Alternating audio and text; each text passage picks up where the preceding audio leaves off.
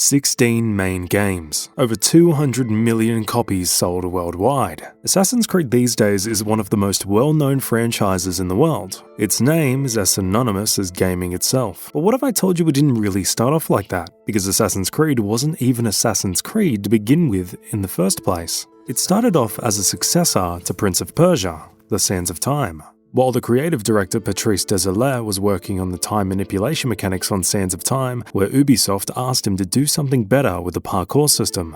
Prince of Persia already had wall running, jumps, directional jumps, all of it. But what if they thought, in an extremely acrobatic combat sense, what if they made a game just focused on that? So then came the idea that became the foundation of Assassin's Creed. And then came the idea of, instead of using a fantasy world, why don't they just use a real-life historical place? Because as Désilets says, the past is like a fantasy land. It's so different from where we are now, it's like we're on a different planet. And that is the true origins of Assassin's Creed. A game that was so ingrained in gaming culture was just another Prince of Persia clone. But the development of Assassin's Creed was not a straightforward process. It's easy to look at Assassin's Creed now as an effortless, stylish game that Ubisoft somehow got right on the first try. But that's actually not true. Assassin's Creed spent 4 long and grueling years in development, with its concept evolving almost every single week according to creative director Patrice Désilets. At Ubisoft Montreal in the early 2000s, the studio was still young but hungry. They just found success with Prince of Persia: The Sands of Time, and most of that team rolled directly into this new project. They weren't working with massive budgets or thousands of developers like modern Ubisoft. It was a small, tight group of roughly 120 people packed into the same building, where long hours and improvisation were just normal. Many were in their mid-20s. Most of them French-Canadian, and almost all obsessed with the idea of building something meaningful that could compete with Hollywood. Désilets described the team's atmosphere as chaotic but electric, pure passion and time. They didn't yet have a roadmap for what kind of studio Ubisoft Montreal would become, so they worked through instinct. Artists were sketching medieval streets at 2 a.m. Programmers slept in beanbags under their desks. Designers argued about philosophy and history over cheap pizza. It started off as a simple, straightforward action game, a spin-off concept to Prince of Persia. But as development went on, the team grew more ambitious. They realized that what they had wasn't just another combat platformer. They could create an entire historical experience.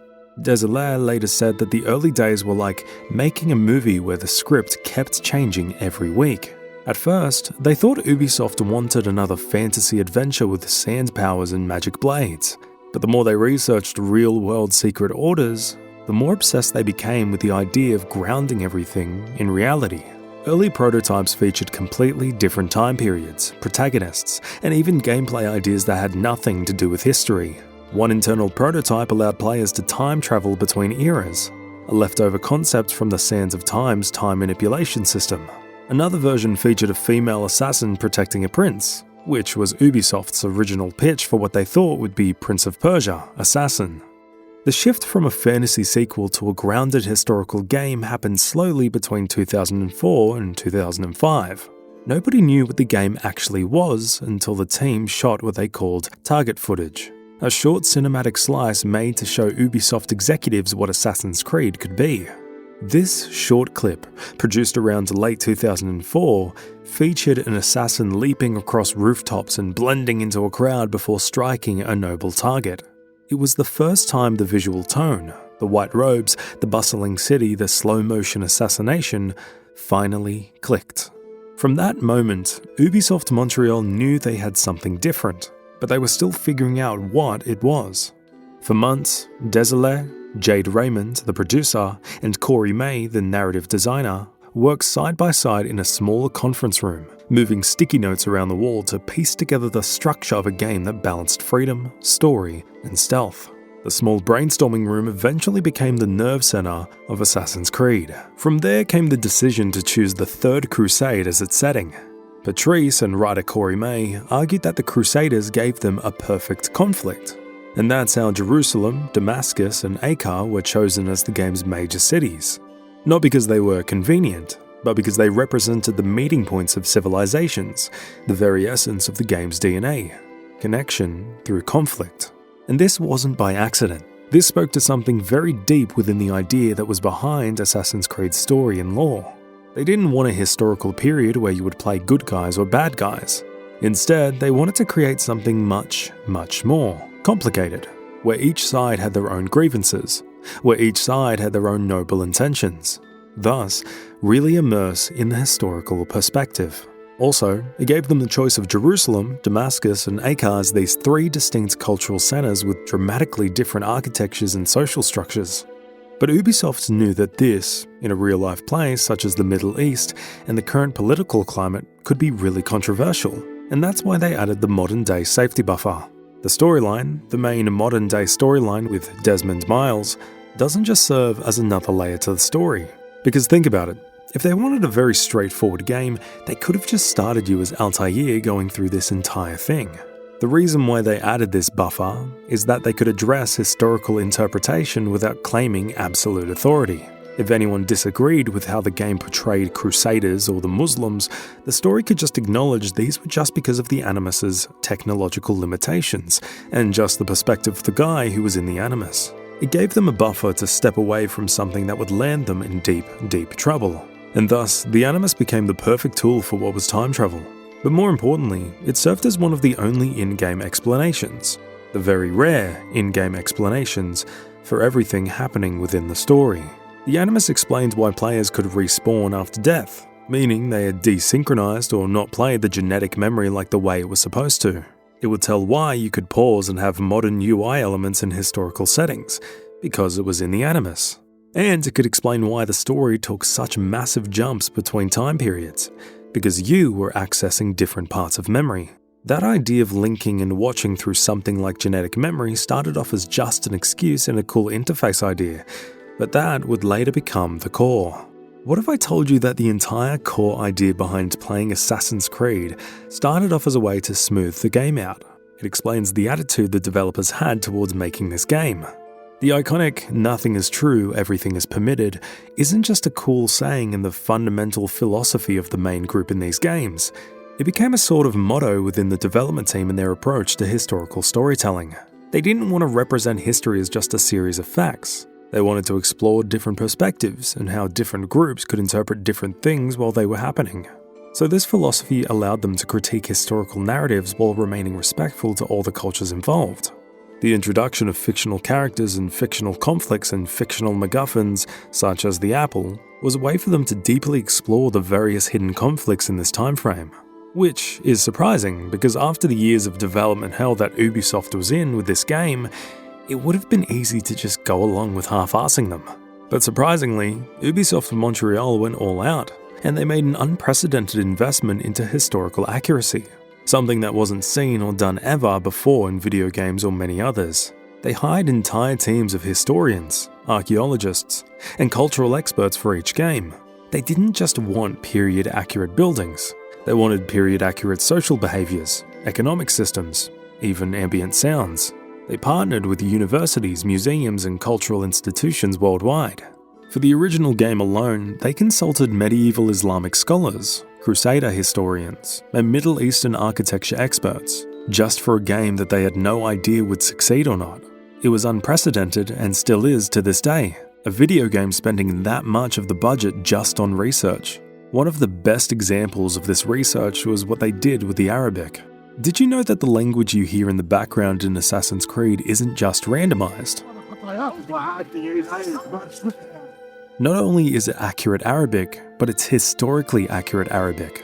The development team hired linguistic specialists to make sure that the dialogue reflected how Arabic would have sounded in the 12th century and in different places. So the Arabic in Damascus is different from the Arabic in Jerusalem, and they're both different from the formal Arabic that is used in scholarly texts.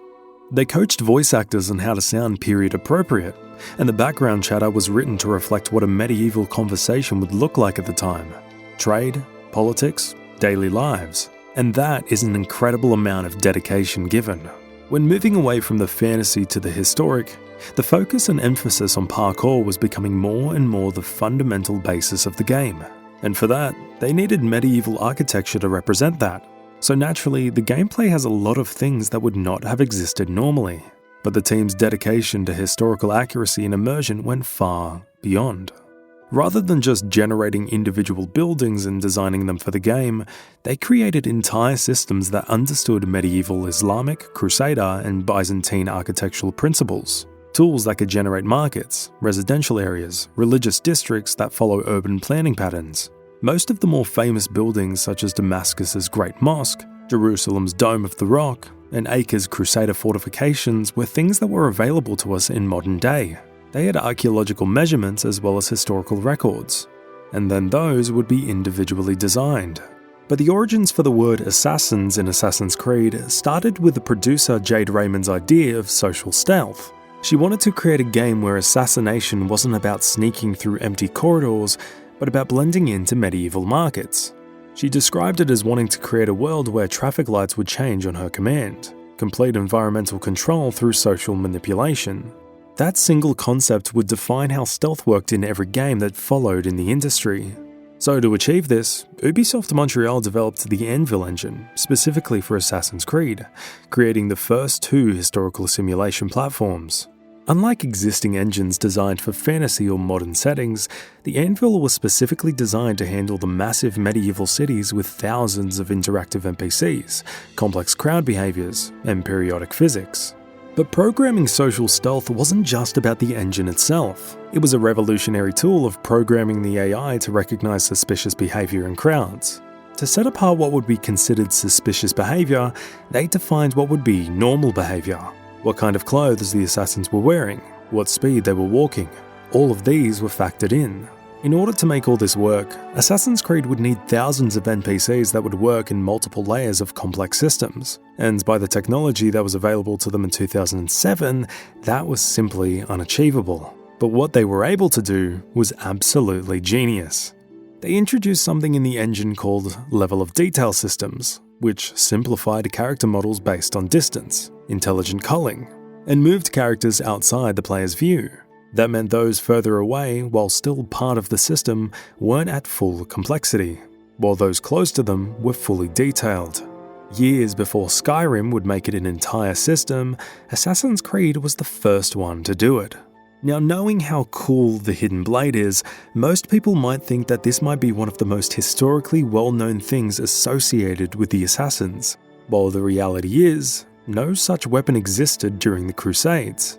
But they needed a weapon that was not only practical for gameplay, but would also be the symbol of the entire series. Here was the problem. Since the Hidden Blade didn't exist in real life, the team had to spend meticulous hours making sure that what was happening with the Hidden Blade was mechanically possible. So the team spent months perfecting the blade's motion, studying how a spring-loaded mechanism would even function in metallurgy. Every piece of this system, this game, and this detail was done with 100% accuracy. But what most people don't know is what inspired it in the first place. Patrice Désilets and art director Raphael Lacour wanted a signature weapon that could embody the philosophy of the Assassins: precision, sacrifice, and secrecy. When Ubisoft's historians and consultants studied medieval texts about the Nizari Ismaili sect, the real-world inspiration for the Assassins, they found references in Marco Polo's writings and later European legends about daggers of faith used for close, silent kills. Most of these were exaggerated, but the imagery stuck. The Hidden Blade was designed to feel like a ritual as much as a weapon, something that required devotion, not convenience. That's where the idea of cutting off the ring finger came from. Early concept art and story notes described it as a symbolic gesture. Removing the finger made space for the blade and showed a physical sacrifice to the creed. It represented trust, the idea that you were giving up a part of yourself to join something greater. Désilets has said that the concept was meant to echo real medieval initiations, where loyalty often demanded visible scars or marks. Assassin recruits losing a finger was meant to represent the idea that nothing is true, everything is permitted. You're shedding dogma, pain, and the illusion of safety.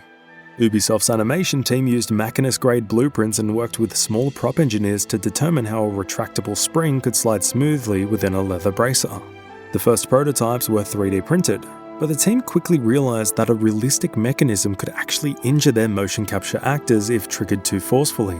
The animation team then added a delay frame, a split-second pause before the blade extends, to make the motion more natural on screen. Sound designers even created the click and slide effect using recordings of old switchblades, clockwork springs, and camera shutters. layering them to form that iconic sound we hear every time the blade is deployed. You ever wonder how the dust looked outside of the city? Well, that wasn't a coincidence. They studied historical climate data from the Middle East to understand seasonal patterns, rainfall amounts, and temperature variation in each of the cities. Ubisoft Montreal's environment team went through UNESCO climate archives and Ottoman-era geographic reports to determine what the skies above Jerusalem, Damascus, and Acre would have actually looked like in the 12th century. Dust storms would occur at a historically accurate frequency, and not just as random visual effects. They were simulated using particle systems that responded to real wind direction and humidity parameters based on desert topography. The lighting system had the same level of obsession. The developers didn't just want the world to be bright or dark, they wanted light to feel alive, to give every city its own personality. Ubisoft engineers created a dynamic lighting model within the early Anvil engine that treated sunlight as a physical phenomenon rather than a static filter. Every shadow, reflection, and shimmer on stone was calculated to behave like it would under a Mediterranean sun. The way the light hits the cities is deliberate. In Jerusalem, the sunlight bounces softly off pale limestone, creating a warm, almost golden brown tone. The art team tuned the exposure and color balance to mimic the real Jerusalem glow. Dusty but spiritual, bright but oppressive. Damascus, on the other hand, was warmer and more saturated. The sand in architecture gave off a reddish, almost greenish gold haze in daylight. The city sits at the edge of the desert, surrounded by greenery and trade routes, so the team leaned into that natural contrast. Red sun, green undertones, thick air. Acre was designed to be the coldest and most industrial of the three. Its palette leaned into the grey-blue of the sea and stone fortifications. Cloudy, heavy, almost metallic light reflecting the sense of war and exhaustion that defines the Crusader port. Each city had its own distinct colour filter, not just for realism, but as part of the story. Altair called it visual morality. You could tell what kind of place you were in before anyone spoke a word. Jerusalem was designed to feel holy but tense, a city of faith under siege, its brown gold light symbolizing devotion fading into fanaticism. Damascus was designed as the heart of culture. The greenish-orange palette symbolized trade, life, and intellect. Acre was designed as the decaying frontier, the blue-grey tones reflecting death, fatigue, and the rot of power. Art director Raphael Lacan said that the filters were inspired by cinematic realism rather than game stylization. The team looked closely at films like Kingdom of Heaven and Lawrence of Arabia, noting how different film stocks and lighting could evoke emotional texture rather than accuracy. He described Jerusalem as gold dust under God's eye, Damascus as warm chaos and motion, and Acre as a city carved from ash and salt. These filters weren't just aesthetic choices, they were emotional signifiers, teaching the player to feel the weight of each city's soul without any dialogue or text. So when people say Assassin's Creed 1 looked washed out or muted, they're missing the point. It was built that way. Each filter told its own story. One city looked brown because it was steeped in faith and dust. One looked grey because it was dying in its own ambition. And one shimmered greenish because, in the middle of war, it was still alive. When people started Assassin's Creed, they were like, how is this ever a Prince of Persia sequel? I mean, you look at the protagonist and you go like, what is he a prince of? And then it makes sense when Patrice Désilets later told us that Altair's original idea was to be the Prince of Assassins, a number 2 in a secret organization. In college, he had stumbled upon a book that was about secret societies, and one of them was about the story of the Old Man of the Mountain. See, he was tired of making prince characters. He wanted to create a character that was action-focused first. Then they shifted focus again. They wanted the assassin to be protecting the prince. The first fake game footage they did was with an assassin and a prince. So you were playing the assassin, but you had to carry the prince around. Eventually, the whole prince part of it was cut off, and what we had left became Assassin's Creed. Now, one of the most interesting and industry-changing parts, one of the most difficult parts of developing these games, was giving the players an open world that they could explore and go anywhere, do anything, but at the same time create entirely intricate game places, a setting which you could interact with in various different ways. Because Prince of Persia was extremely linear, the idea became to create architecture around the city that would incentivize you to do these things, making platforming areas blend into the environment itself. and the parkour came from their French origins. You see, parkour is a huge thing in French culture and French street culture.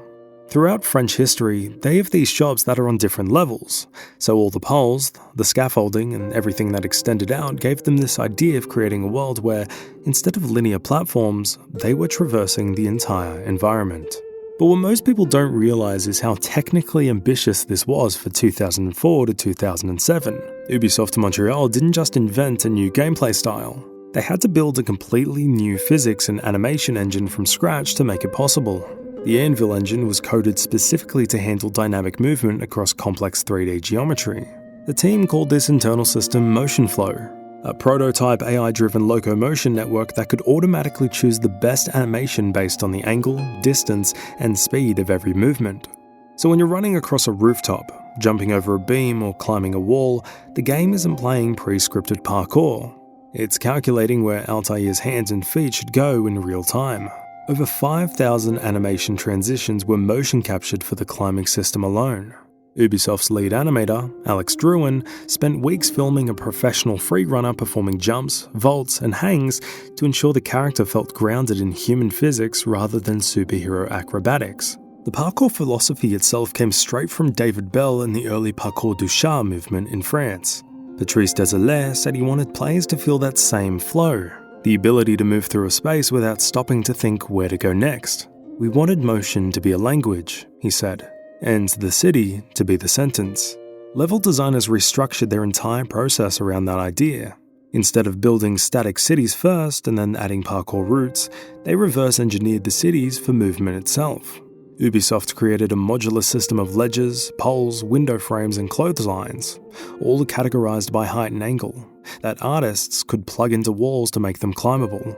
Every building had to be visually believable and mechanically consistent. Even something as small as the distance between windows or the width of market stalls was tested repeatedly. If you jump from one rooftop to another, that gap isn't random. It's usually 3.8 to 4.2 meters, the maximum jump distance that Altair could realistically clear based on his animation rig. The animators would then tweak Altair's running posture so that his head stayed steady, helping players keep a visual rhythm while sprinting, something that modern open-world games still imitate to this day. The team called this intent-based animation. Every time the player pressed a direction or button, the game didn't just play an animation. It understood intent. Was the player running toward a wall to climb it, or past it to escape? Should Altair jump, vault, or swing? The AI guessed that based on trajectory and camera movement, creating that seamless feeling of flow that was completely unheard of at the time. This parkour system was revolutionary because it made the player believe they were improvising, even though the code was silently guiding them. Ubisoft's engine architect Claude Langla described it as controlled chaos, a balance between the freedom of movement and the reliability of control. And all of this came together because of one creative mantra Patrice Désilets kept repeating during development. We are not building levels, we are building cities that move with you. The funniest thing is that nowadays we know Assassin's Creed as a never-ending success, the money printing machine. But back in the development of the first game, by the end of production, the lead programmer was convinced that this was going to be a commercial disaster. After finishing development, he went on vacation and said, "No one is going to buy this," because the game had so many little flaws. It had a very weird and unconventional structure. He thought social stealth was too slow. The weird historical setting was too niche. For nerds, he said, and the gameplay was so different from whatever else was out there in the market at the time, like God of War. But to his own surprise, the game came out, kept smoking hot, and sold over 8 million copies. There is something else that connects all of the Assassin's Creed legacy. It's their names. You see, in the beginning, the creators had an idea. What did they want their central character to be? He wasn't going to be a prince anymore, so what would he be? Is he like a mammal? A tiger hunting? Eventually, they settled on a bird of prey. And that's where Altair's name comes from. It means bird of prey in the Persian and Arabic linguistic roots, from Altair meaning the bird. The idea for the Animus came from watching the History Channel. One night, Patrice was watching a TV show where they were explaining DNA, and they asked a question about ancestral memory. That gave him the idea of reliving the memories of your ancestors through your DNA. And that single thought became one of the most important inventions in modern video game storytelling. Every great myth needs its forbidden fruit. For Assassin's Creed, that was the Apple of Eden, a glowing sphere of impossible knowledge, the artifact that started wars, rewrote history, and blurred the line between science and divinity. But the truth is, the Apple and the entire precursor civilization didn't begin as cosmic mythology.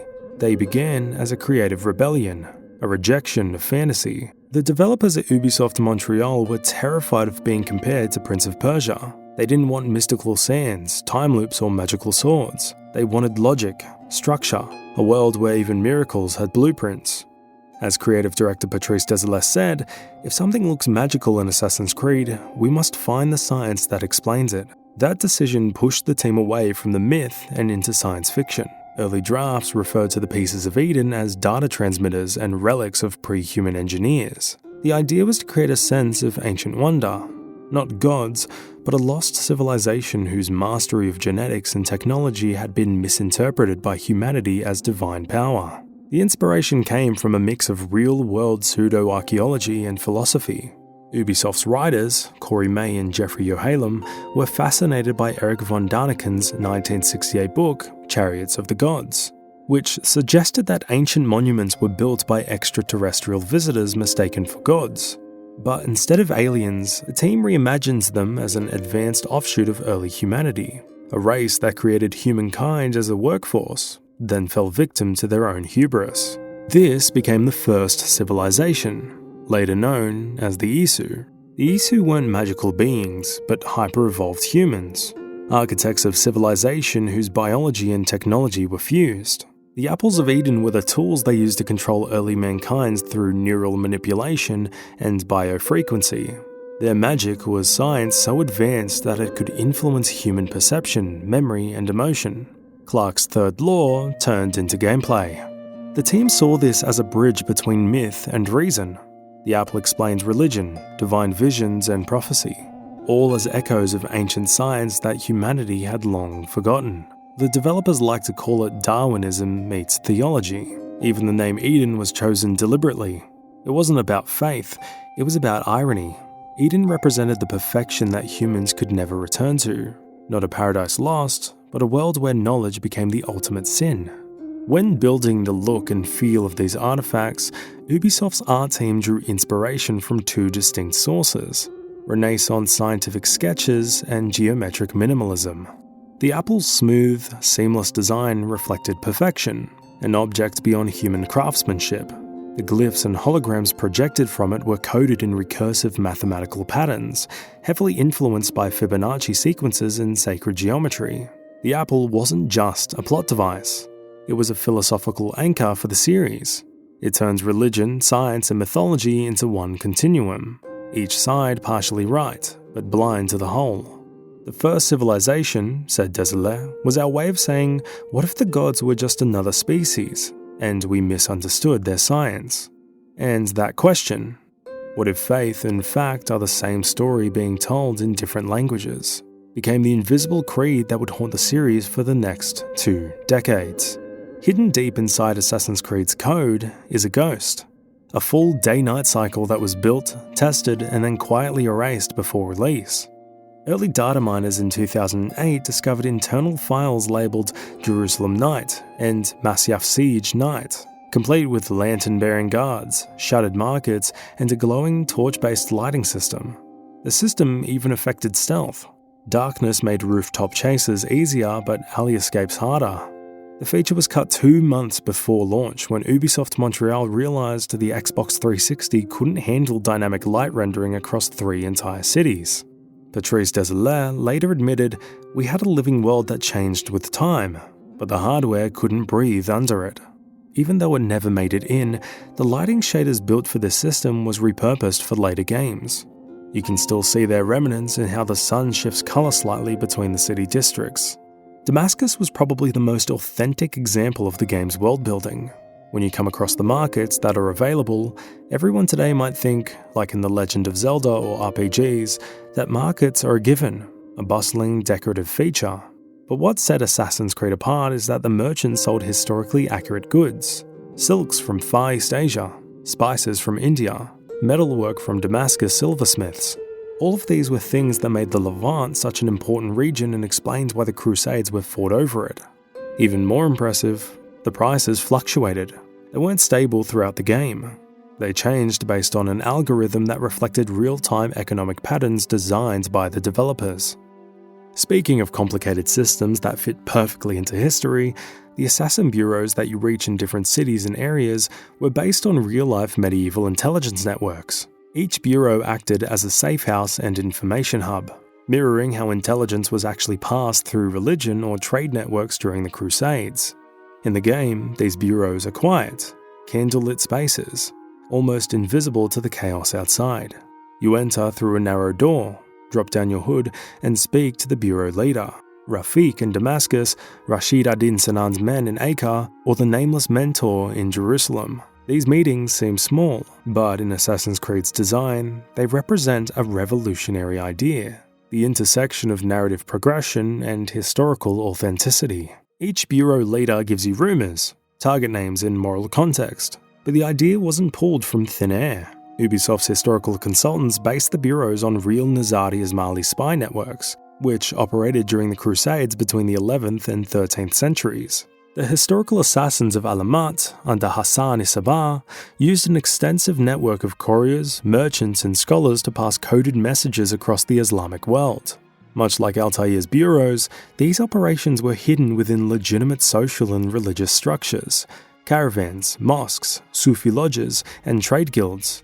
Messages were often disguised in religious texts, fabric patterns, or numeric sequences, an early form of encryption that allowed their communications to pass unnoticed through Crusader checkpoints. The game mirrors that logic perfectly. When Altair gathers intel before an assassination, eavesdropping on guards, interrogating soldiers, or stealing letters, he's participating in a decentralized network, where no single node knows the whole truth. It's a classic intelligence structure: compartmentalization. Each bureau leader knows only what's necessary for their region, which is why, even in the game, Altair never gets the full picture until the end. In Damascus, the bureau operates out of a modest bookshop, a nod to how medieval scholars often doubled as informants, using the exchange of manuscripts and maps as cover for political information. In Acre, the bureau was hidden inside a medical quarter, directly referencing the real-world practice of Ismaili emissaries disguising themselves as physicians or herbalists to gain access to Crusader nobles. Ubisoft's historians also drew from other medieval intelligence traditions beyond the Ismailis. The Templar Order maintained their own encrypted lines of communication through trade ports like Acre and Tyre, while Venetian merchants in the Mediterranean acted as brokers of espionage between Christian and Muslim states. These systems heavily influenced the idea that the Assassin and Templar orders weren't fantasy. They were both logical evolutions of real historical intelligence agencies. Real-life examples of these networks still survive in records. The Hashashin's Fadai cells in Syria and Persia used coded gestures and sign language to recognize each other in crowded markets. The Knight Templars used cipher scripts and banking networks to transmit political information safely through Europe. In Islamic Spain, Andalusian scholars were known to hide subversive ideas in commentaries on philosophy and theology, creating an underground information web. In the game, every time you leave a bureau and climb a tower, you're reenacting that system, passing messages through sightlines, relaying information from one node to another, creating invisible highways of knowledge across hostile territories. Ubisoft called it the invisible network of belief. The brilliance lies in how Assassin's Creed made this history playable. It turns intelligence gathering, once the most invisible part of history, into a mechanic of movement, rhythm, and silence. Each bureau isn't just a place to save progress, it's a metaphor for the world beneath the world, where faith, secrecy, and information decide the fate of empires. And that's what made Assassin's Creed feel real. You weren't just a killer. You were part of the oldest intelligence organization in the world, one that actually existed, hidden beneath the dust and stone of real cities. One of the most detailed examples of historical authenticity was Garnier's hospital in Acre. In the mission targeting Garnier de Naplouse, the Acre hospital exposed players to authentic medieval practices based on extensive research into 12th century healing methods. The game combines Christian and Islamic medical knowledge, showing the reality of two scientific traditions colliding. and even reflected this in gameplay. Around this time, during the Islamic Golden Age, places like Baghdad were revolutionizing medicine. Garnier's mission, showing him using brutal experimental methods, accurately represented real medieval approaches to treating mental illness. But this level didn't just represent historical accuracy, it marked the game's first attempt at blending genres. This particular mission had a stealth horror vibe not seen in the rest of the game. The mumbling patients, the dark corridors. Instead of bright open cities, it created a macabre, claustrophobic environment. It was the perfect backdrop for delivering a target like Garnier. See, Garnier genuinely believed that he was helping people. He was experimenting with techniques of mind control and behavioral manipulation to cure insanity. When you listen to him talk, he starts to make sense. And that's something the Assassin's Creed writers did deliberately. They didn't want to show clear good or bad sides, but two sides of the same coin. And the Assassins and Templars gave them the perfect opportunity for it. Historically, the Assassins had the famous motto, "Nothing is true, everything is permitted." This reflected how they operated in real life. Unlike their game counterparts, they were an Ismaili sect, a secretive, exclusionist club, a secretive, exclusionist group in the mountains of Persia, modern-day Iran. They periodically waged guerrilla warfare against ruling dynasties. The myth of the Old Man of the Mountain and his elite assassins spread widely, and their influence eventually reached cities like Damascus and Acre. However, the historical assassins operated more like a mafia than the silent killers seen in the game. They didn't rely on hidden blades. Their real weapon was fear and persuasion. They often threatened or coerced targets into compliance rather than killing them. At their core was a seclusionist, freedom-based ideology centered on individual liberty and autonomy. In contrast, the Templar Order and the medieval church represented control, hierarchy, and enforced peace. The opposite of the assassins' freedom-driven anarchy. This made for the perfect philosophical backdrop: freedom versus peace, anarchy versus order. That central conflict was reflected through the 9 targets Altair hunts in the game. Each of the 9 wasn't your stereotypical villain, but rather a symbol of a different form of corruption fueling the Third Crusade. Each target had legitimate motivations and complex personalities. For example, Tamir profited from the war, but he also supplied essential materials that kept local trade alive. These nuanced portrayals blurred the line between heroism and villainy, forcing players to question whether killing each target was justified or simply convenient. Every Assassin's Creed target tells a story, but Talal's mission in Jerusalem might be the first time the series used gameplay itself to reveal ideology. On the surface, Talal is just a slaver, a cold, pragmatic merchant trafficking people during the Crusades. But hidden inside his mission is one of the most subtle pieces of world building in the entire first game: how power, commerce, and fear were all connected in the 12th century cities. Ubisoft's historians confirmed that the idea for Talal's operation came from actual slave markets uncovered in Crusader Jerusalem and Tyre. Archaeological records show underground holding chambers used for prisoners of ransom, people bought, sold, or exchanged between Christian and Muslim factions. The design team built Talal's warehouse as a labyrinth of wood and light, where cages hang like chandeliers and every shadow hides a whisper. It's the only assassination in the first game where you hear your target before you see him. The echo of chains, the thuds of footsteps. It's not just ambient sound design, it's meant to simulate panic. The player becomes one of the hunted. When you finally confront Talal, he doesn't beg or rage. He rationalizes. He talks about order, about how slavery is simply the way the world maintains balance. Men are weak, he says, and I give them purpose. That line wasn't random. It's the philosophical seed of what the Templars would later become. The writers, led by Corey May, intentionally used Talal to foreshadow their ideology of peace through control. Mechanically, the mission itself is built around ambush and entrapment, mirroring Talal's own profession. Instead of hunting your target, you walk into his trap, a deliberate inversion of player expectation. Patrice Desilets said this was one of the first moments where Assassin's Creed forced the player to feel powerless, so the relief of control later feels earned. Even the setting of Jerusalem's poor district was historically accurate. Ubisoft used contemporary maps from the Crusader Kingdom archives to locate where actual slave quarters and caravanserais would have existed. The surrounding architecture, narrow courtyards, hanging textiles, open arches, was chosen to recreate the claustrophobic geometry of real medieval marketplaces. But what made Talal's mission unforgettable wasn't its realism. It was its morality. Talal isn't evil because he kills. He's evil because he justifies it. His words sound like logic. And in that moment, you realize Assassin's Creed's true trick. It isn't about good versus bad. It's about the danger of believing you're right. This is what made Talal's mission so important. It's the first time Assassin's Creed blurred the line between villain and visionary, using gameplay to make you feel that tension, rather than just see it. The game's use of the Pieces of Eden wasn't without historical inspiration. The climactic sequence in Solomon's Temple wasn't just a narrative device. It was connected to one of the most mysterious archaeological legends in history. The real Temple of Solomon was destroyed centuries earlier, but medieval myths claim that Crusaders and Templars searched its ruins for powerful relics.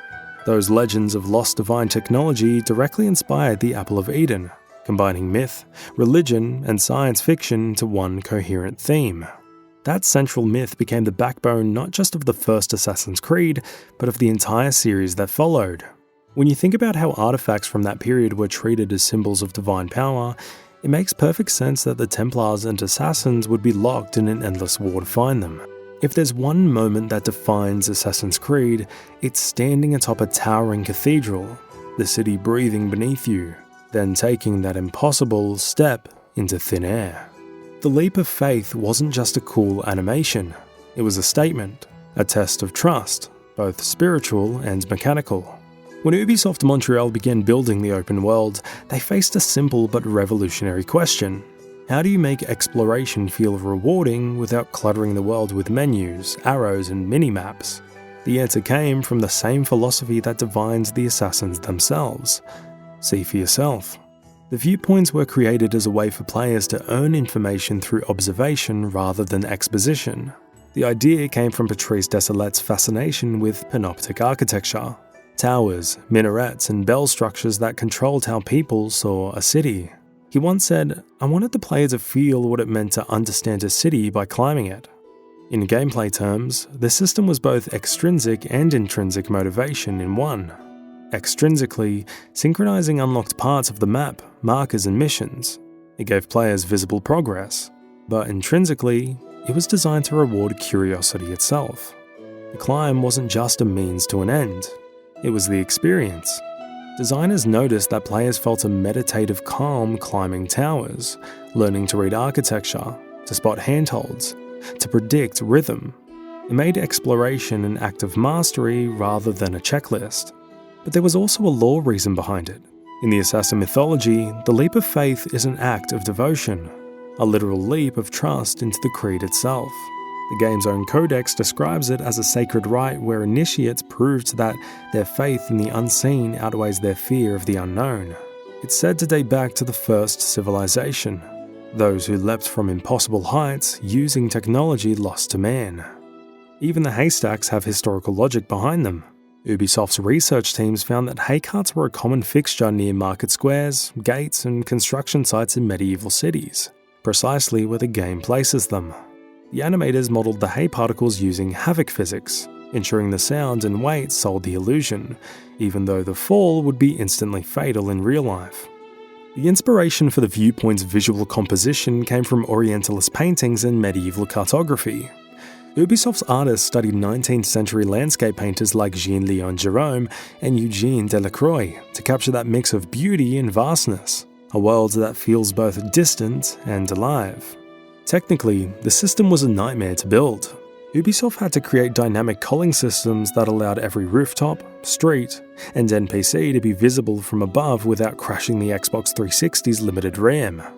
The engineers built what they called sky bubble rendering, which preloaded the city from the top down, optimizing only the player's eye path and lighting reflections. The psychological effect of this design was enormous. Standing on those towers, players experienced something new for that generation, a sense of ownership over perspective. The act of synchronizing wasn't about completing a map. It was about conquering uncertainty. And when you finally take that leap, body suspended, air roaring, camera spinning, it's not just a fall. It's a moment of belief. A leap not only of faith in the Creed, but in the world Ubisoft built. Before the leap of faith became a signature move, it was supposed to be a test. In early development files, there's mention of something called Eagle Trial, a secret assassin initiation ritual. Each city would have a sacred tower, and initiates had to climb and leap before the sun set. Wind resistance, balance, and endurance were all tracked dynamically. This idea later evolved into the viewpoint synchronization system, but originally it was framed as a philosophical test. To rise above, one must first let go. The unfinished version of the mission still exists in internal logs, including one note that reads, "Let them feel the wind as judgment." It was too abstract for mainstream players, but its spirit survived in the game's DNA. Every tower you climb is still a silent echo of that lost ritual. Assassin's Creed 2 didn't just happen. It was rebuilt. After the first game launched in 2007, Ubisoft Montreal was proud but bruised. Critics praised its ambition but slammed its repetition. Players loved the concept, not the loop. So instead of making a sequel that played it safe, the studio decided to throw almost everything out and start again. Producer Sebastian Puel and creative director Patrice Désilets set one rule for the sequel. If Assassin's Creed was the prototype, Assassin's Creed 2 would be the proof of concept. They expanded the team from 150 to nearly 300 people. At the time, one of Ubisoft's biggest productions ever. Montreal worked alongside studios in Annecy, Singapore, and Bucharest, all connected through a 24-hour development cycle that passed files between time zones like a global relay race. The early brainstorming phase was wild. At one point, Ubisoft considered China as a setting. Another draft took place during the French Revolution. But Désilets was obsessed with Italy. He called it the birthplace of modern conspiracy. The Renaissance, he said, was the moment when humanity stopped living under divine order and started chasing control. A perfect backdrop for assassins and Templars. And then came Ezio. The team didn't want another stoic Altair. They wanted someone human, arrogant, emotional, and flawed. Lead writer Corey May described Ezio as a man who doesn't start out wanting to save the world, but ends up doing it anyway.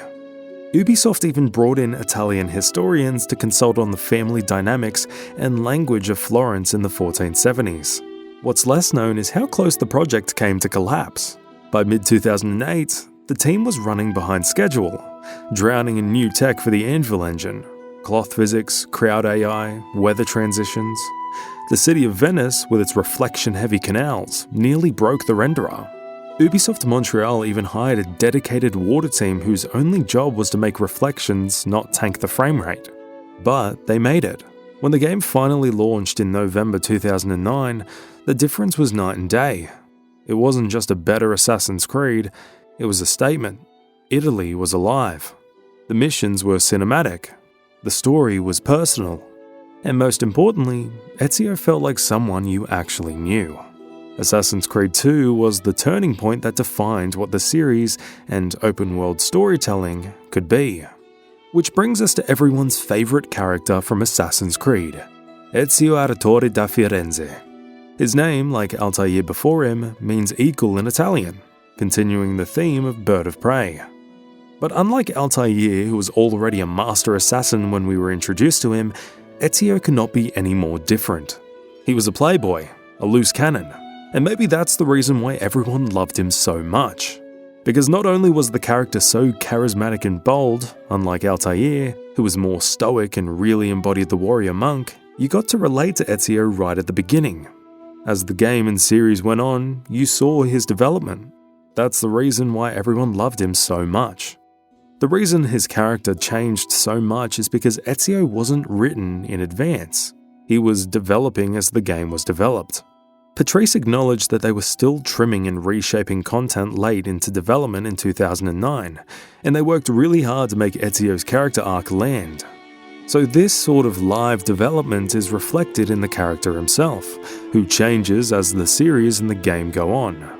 And one of the reasons why this change worked so well is because you were getting to experience the assassin's world from Ezio's eyes.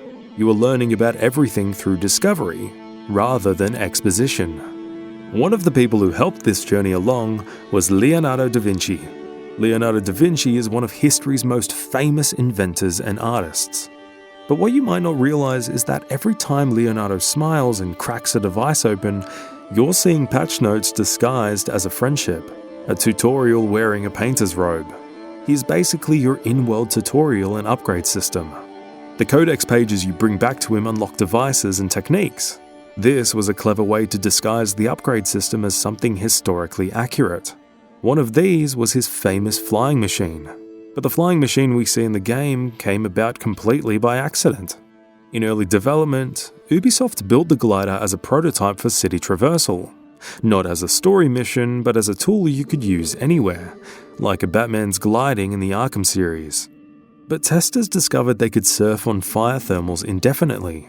The designers realized this was too broken for open use, but as a story set piece, it could be incredible. The idea wasn't fictional either. It came from one of Leonardo's real notebooks, Manuscript B, written in 1488, where he designed a glider long before such technology ever existed. Leo's best gift, though, probably came with the Hidden Blade. The Hidden Blade is the Assassin's Creed icon, sleek, silent, elegant.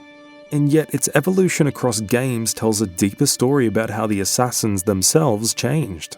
In Assassin's Creed 1, Altair's blade came at a cost. Literally. To wield it, he had to amputate his left ring finger, a symbolic act of devotion that tied into the real-world ritual of marriage and loyalty. The removal wasn't just dramatic flair. It was rooted in the original assassin lore Ubisoft built from historical research on the Nizari Ismaili sect, who prized secrecy and submission to the cause above all else. The missing finger became the perfect metaphor. To strike unseen, you must give something of yourself. But by the time we reach Assassin's Creed 2, that sacrifice quietly disappears. Leonardo da Vinci, acting as the game's in-world inventor, redesigns the blade, allowing Ezio to keep his finger intact. A tiny change in design, but a massive change in philosophy. The moment Leonardo quips that there is no need for such barbarism, the series effectively severs its last physical tie to the cult-like roots of Altair's Creed.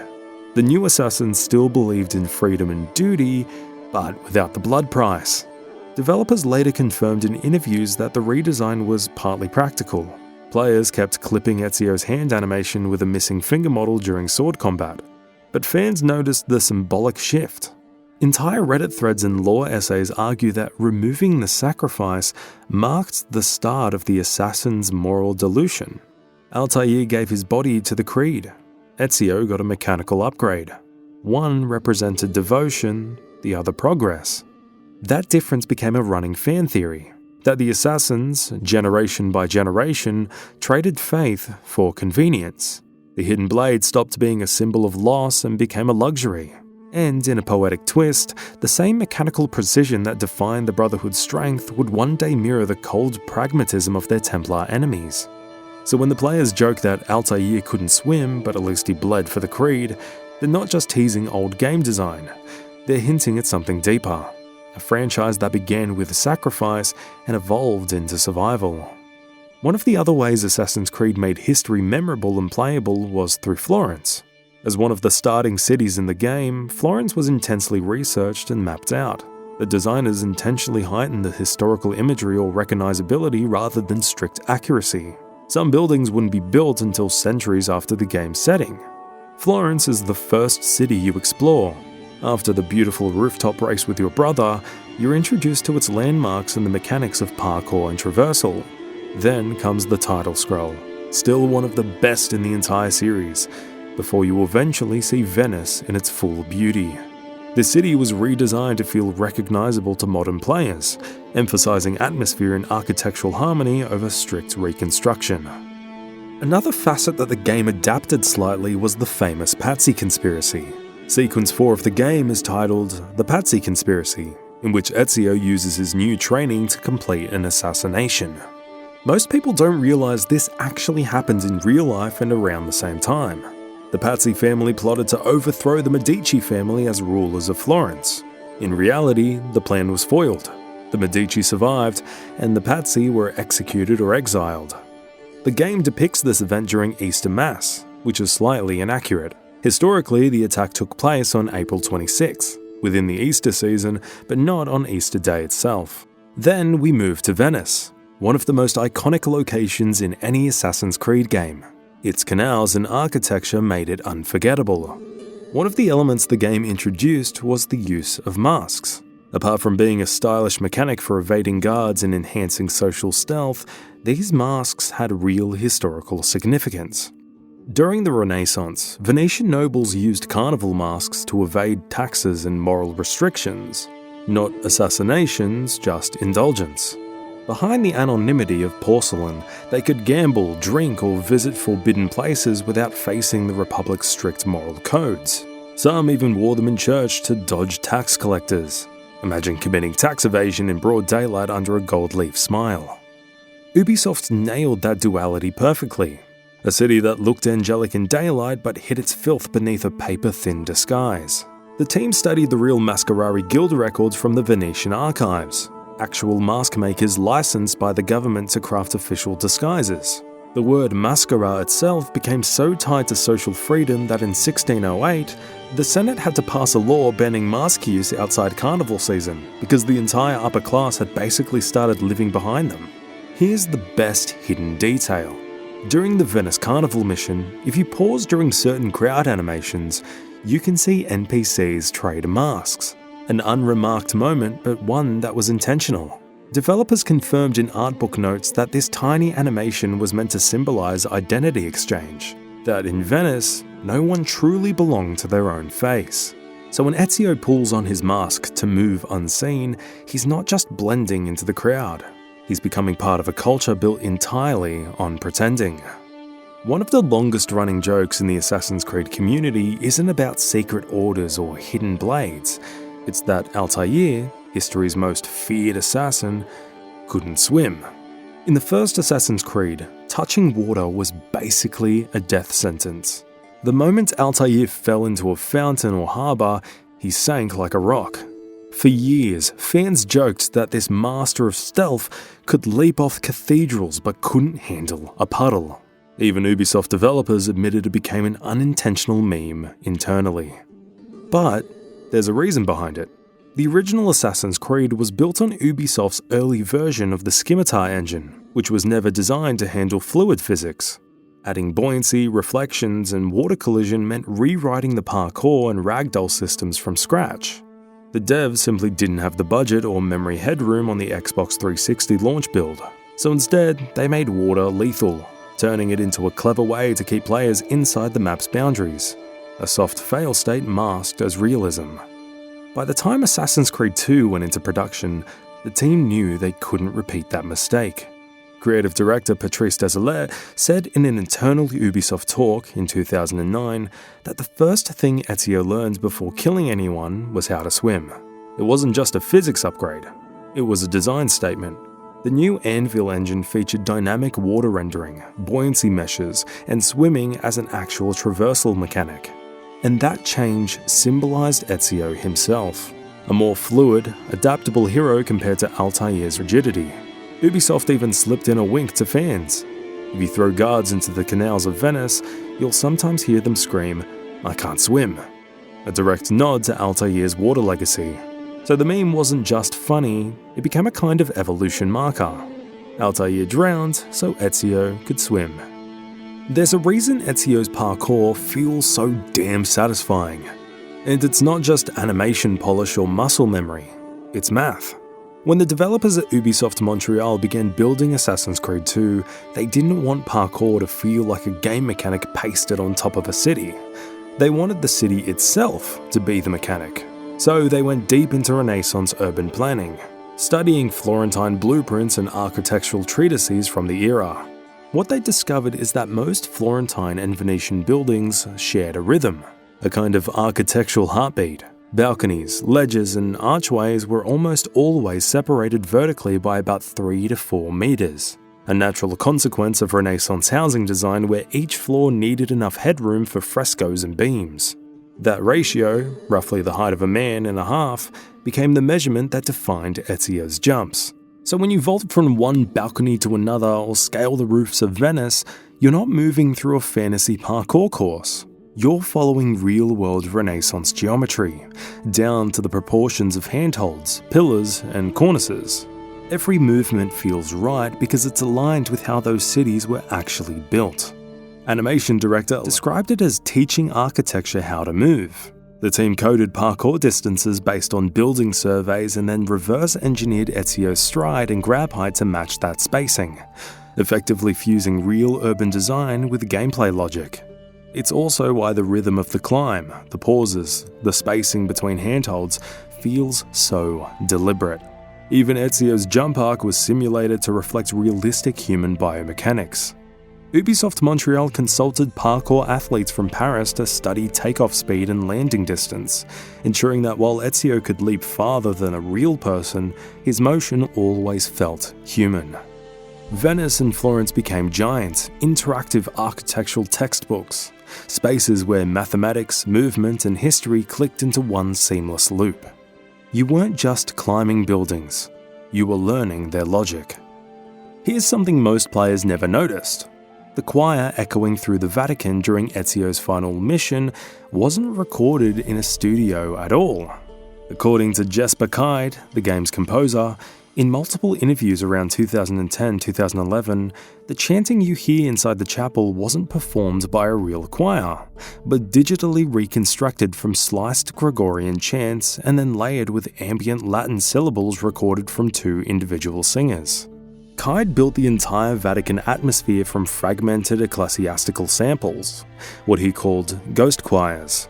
Each voice line was ran through an algorithm that slightly detuned and delayed it, making it sound like it was echoing down a real marble corridor.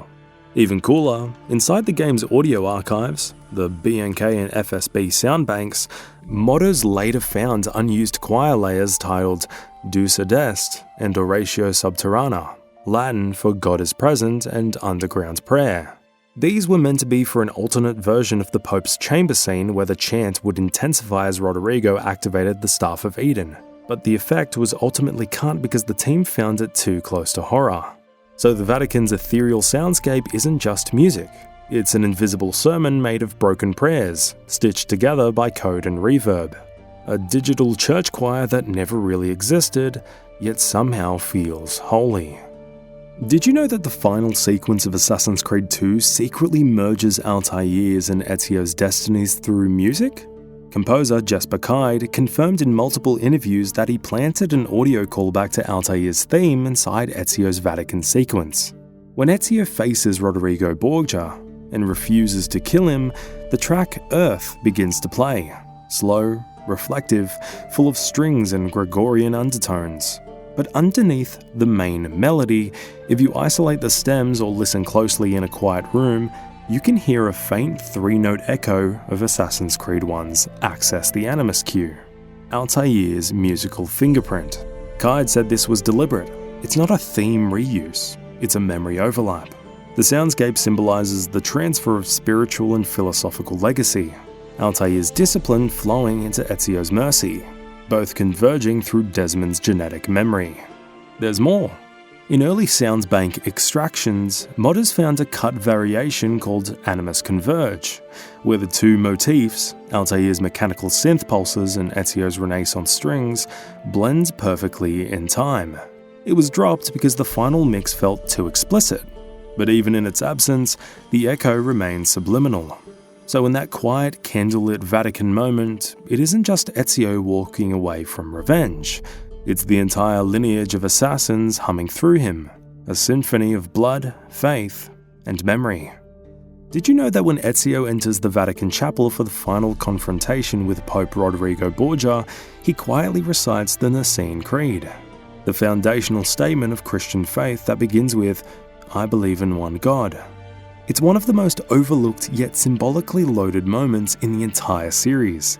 The Nicene Creed, written in 325 AD at the First Council of Nicaea, was designed to unify early Christianity under a single doctrine and establish the Church's authority. In other words, it's the historical blueprint for everything the real-world papacy represents: centralization of power, control of truth, and the codification of belief. Now, cut to Ezio, an assassin, part of a brotherhood founded on freedom, choice, and the rejection of absolute authority, whispering that same creed as he walks into the Pope's chamber. It's poetic irony at its sharpest. Ezio is affirming faith, not in the Church as an institution, but in something higher. The faith that truth should never be owned by one man. Ubisoft writers, particularly Corey May and Darby McDevitt, have said in interviews that they wanted the scene to feel theological but not religious. The entire Vatican sequence blurs those lines deliberately. Rodrigo Borgia wields a piece of Eden to become divine, while Ezio invokes a centuries-old declaration of faith to reject divinity. That's what makes the moment hit so hard. The creed he recites isn't a prayer for salvation. It's defiance disguised as devotion. Now, onto Cesare Borgia. Did you know that his personal emblem, a golden sunburst radiating around a cross, quietly shaped the visual identity of Assassin's Creed Brotherhood? Fans first noticed that during the missions tied to Cesare, the synchronization animation subtly shifts. The expanding white ring glows with a faint golden hue, echoing the Borgia sunburst, Cesare's real-life symbol of divine ambition and absolute authority. Historians often point out that Cesare's personal motto, Aut Caesar aut nihil, Caesar or nothing, became his declaration of self-deification, and Ubisoft's designers seem to have leaned into that imagery. According to the Assassin's Creed Brotherhood official artbook, the Borgia family insignia and Cesare's golden color scheme were deliberately incorporated across the user interface, synchronization effects, and architecture lighting to reflect a corrupted version of divine light. The golden rays that envelop Ezio during memory completion sequences weren't just aesthetic flair. They were a visual metaphor for the Templar vision of enlightenment through domination. Even Cesare's armor mirrors this philosophy.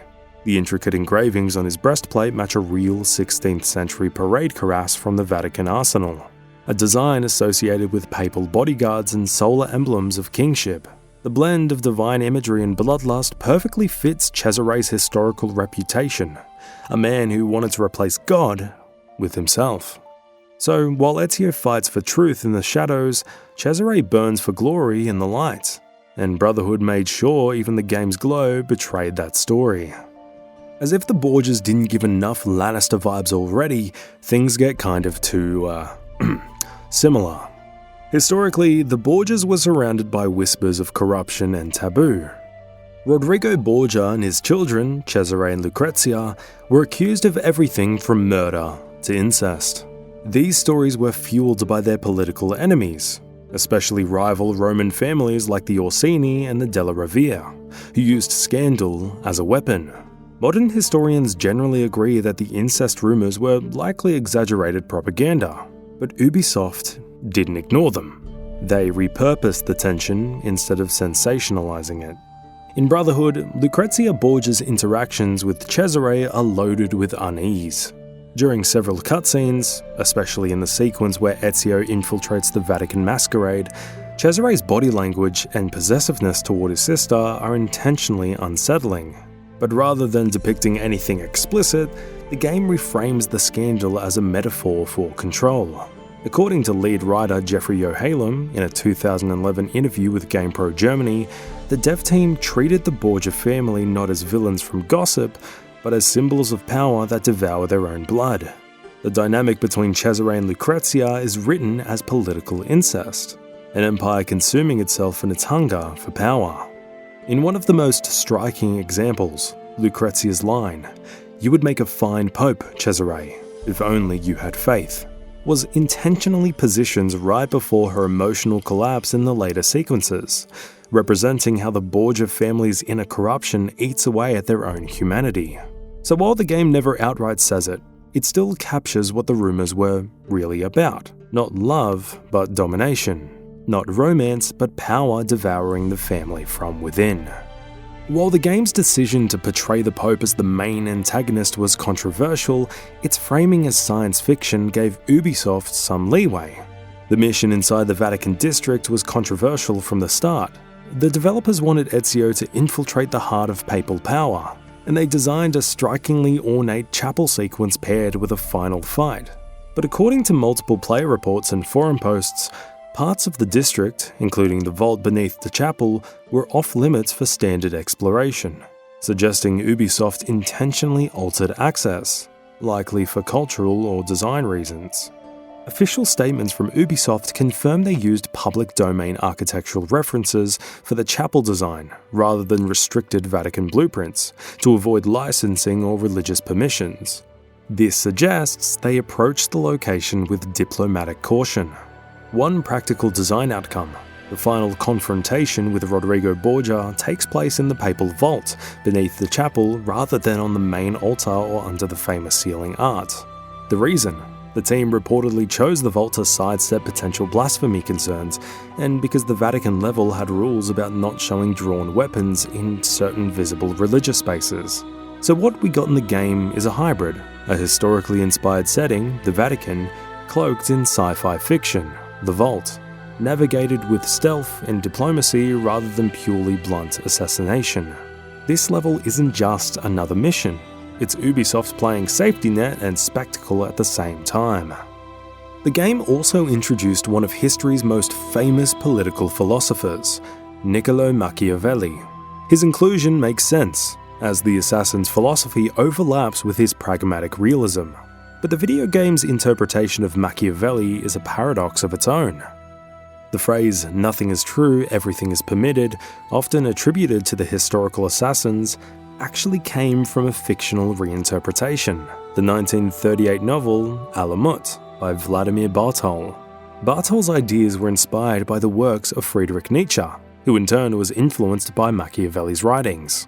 So, in a twist of irony, the philosophy that inspired Assassin's Creed's entire worldview came full circle, from Machiavelli to Nietzsche to fiction, and back into history through video games. Assassin's Creed Brotherhood didn't just bring Niccolo Machiavelli into the story, it basically turned him into a covert field agent with perfect posture and the moral flexibility of a man who had clearly read his own book too many times. And that's exactly where the game plays its clever little joke. Historically, Machiavelli did serve the Florentine Republic's diplomatic corps and lived through the Borgia Wars, but he never met Ezio Auditore. The devs took that gap and filled it with what they called, in interviews, a philosophical bridge between history and gameplay. But Ubisoft's Machiavelli wasn't entirely accurate. His in-game cynicism was exaggerated, his allegiance simplified, and his age shaved down about a decade to better fit Ezio's narrative rhythm. Real-world scholars even pointed out that the real Machiavelli admired Cesare Borgia more than he ever condemned him, describing Cesare as a model for princes who rise through their own virtue in The Prince. The irony?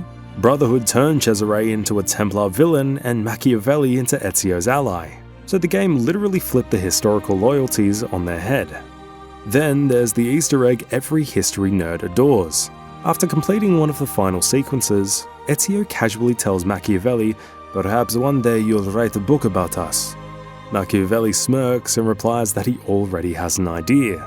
Something short. It's a winking reference to The Prince, written in 1513 after Machiavelli's exile. A book so short and ruthless, it redefined political thought for centuries. That single exchange does two things at once. It lampshades the anachronism, and it makes Assassin's Creed Brotherhood self-aware of its own rewriting of history. A Renaissance story about rewriting Renaissance philosophy. When Assassin's Creed 2 launched in 2009, it didn't just redefine open-world gaming. It redefined what a video game could mean to people. It became art, pop culture, and identity, all wrapped inside one Renaissance fantasy. Within a year of release, Ezio quietly started appearing in Italian and even American baby name registries. According to ISTAT, Italy's National Statistics Bureau, the name saw a notable rise from 2010 to 2013. Tiny numbers, but a clear bump after years of near extinction. In France and Spain too, Ezio re-entered the baby name charts for the first time in decades. Ubisoft devs later joked in interviews that we accidentally resurrected a Renaissance name. But the cultural fingerprints didn't stop there. Italian tourism boards publicly thanked Ubisoft for the Assassin's Creed boost after 2009. Florence, Venice, and Monteriggioni saw spikes in young tourists visiting landmarks featured in the game. One Florence travel agency even launched Ezio tours, where guides take fans through the real-world streets and rooftops the Auditore family called home. Academics caught on too. University professors across Europe began citing Assassin's Creed 2 in classes on architecture, semiotics, and digital history, calling it the most historically responsible blockbuster ever made. Ubisoft Montreal's attention to Renaissance language and politics had made it a legitimate educational reference. Meanwhile, Jesper Kite's haunting theme, Ezio's family, broke through gaming entirely. It was performed by symphony orchestras, used in Olympic montages, and streamed millions of times on Spotify. You could walk into a mall or watch a documentary and still hear it playing. And then there was the fandom. Cosplayers filled conventions dressed in layered Florentine robes. Etsy stores started selling hidden blades. Players were getting eagle vision tattoos. Even pop culture noticed. The Simpsons, South Park, and Robot Chicken all made parodies of Assassin's Creed within a few years. By 2010, Assassin's Creed 2 had sold over 9 million copies. But the real victory wasn't commercial. It was cultural. It made history feel cool. It made philosophy playable. And for an entire generation of players, it made the Renaissance personal again. Immediately following the second you leave the Vatican in Assassin's Creed 2, you're dropped into the world of Assassin's Creed Brotherhood, a sequel that quite literally happens seconds later from Assassin's Creed 2. Now, one of the first things you could notice is that it's not called Assassin's Creed 3, which would make sense. The previous two games were called Assassin's Creed and Assassin's Creed 2. Even back in 2010, the developers knew that they didn't want this to be Assassin's Creed 3. They wanted it to be a sequel to Assassin's Creed 2, but not Assassin's Creed 3 if that makes sense. Because calling it 3 would make people think it would be a new ancestor and a new setting like the previous numbered one had. But this was also the last game where the original creator of Assassin's Creed, Patrice Désilets, was involved. He left mid-development, citing leaving Ubisoft after 13 years to take a creative break from the industry. The man they knew as The Beard would come back nearly 3 years later. He never really rejoined the Assassin's Creed series, and while Assassin's Creed would go on from there, it was hard losing such a vital member of its DNA. Unlike the previous two entries, this was the first game that, instead of focusing on multiple cities, focused on one big city, Rome. And honestly, what a city to pick. Rome was roughly 3 times larger than Florence and was the largest city in the series up to that point. Rome was basically used as one big gameplay mechanic. The entire point of everything, all the side activities you did in this game, the shops, the Borgia towers, the guild missions, were centered around one core goal: weaken Borgia control and restore Rome. So instead of opting for multiple small cities, the choice of using one big city allowed Assassin's Creed to make an entirely cohesive gameplay experience. One of these gameplay loops is to renovate Rome. But to do that, you must liberate each area by burning the nearby Borgia Tower, killing its captain, and only then can you open up blacksmiths, tailors, and more. Every Assassin's Creed game has that one mission. The one that breaks from its own rules, shifts its tone, and turns history into something eerie and psychological. In Assassin's Creed Brotherhood, that mission is the Banker, the assassination of Juan Borgia. On the surface, it's a straightforward contract. Infiltrate the Vatican district during a grand masquerade and eliminate the corrupt Borgia banker bleeding Rome dry. But beneath the gold masks and lavish music, the entire sequence was designed as a commentary on illusion, power, and the rod of Renaissance excess. Ubisoft Montreal's level design team, led by Thierry Densero, called it the Venetian Nightmare, a twisted inversion of Ezio's glory days. Where Assassin's Creed 2 celebrated art, beauty, and elegance, this mission was deliberately suffocating. The lighting was artificial, hundreds of hidden torches burning through dyed silk filters to give everything a poisoned gold hue. "We wanted the city to feel rich and rotten at the same time," Dansereau said. The target, Juan Borgia, isn't just a man to kill. He's a performance. The level places him on a stage surrounded by jesters and masked nobles, with Ezio blending into the crowd like a shadow among predators. Every NPC's mask was designed from authentic late 15th century Venetian and Roman references, down to the exaggerated beaks used to hide breath smells during the plague years. Gameplay-wise, this mission marked Brotherhood's evolution into full social stealth theatre. You could slip between dancers, poison guards mid-toast, or time your attack to the orchestra's crescendo, a precursor to cinematic assassinations that would define the series later. The dev team described it as the operatic kill, a murder choreographed to music and movement.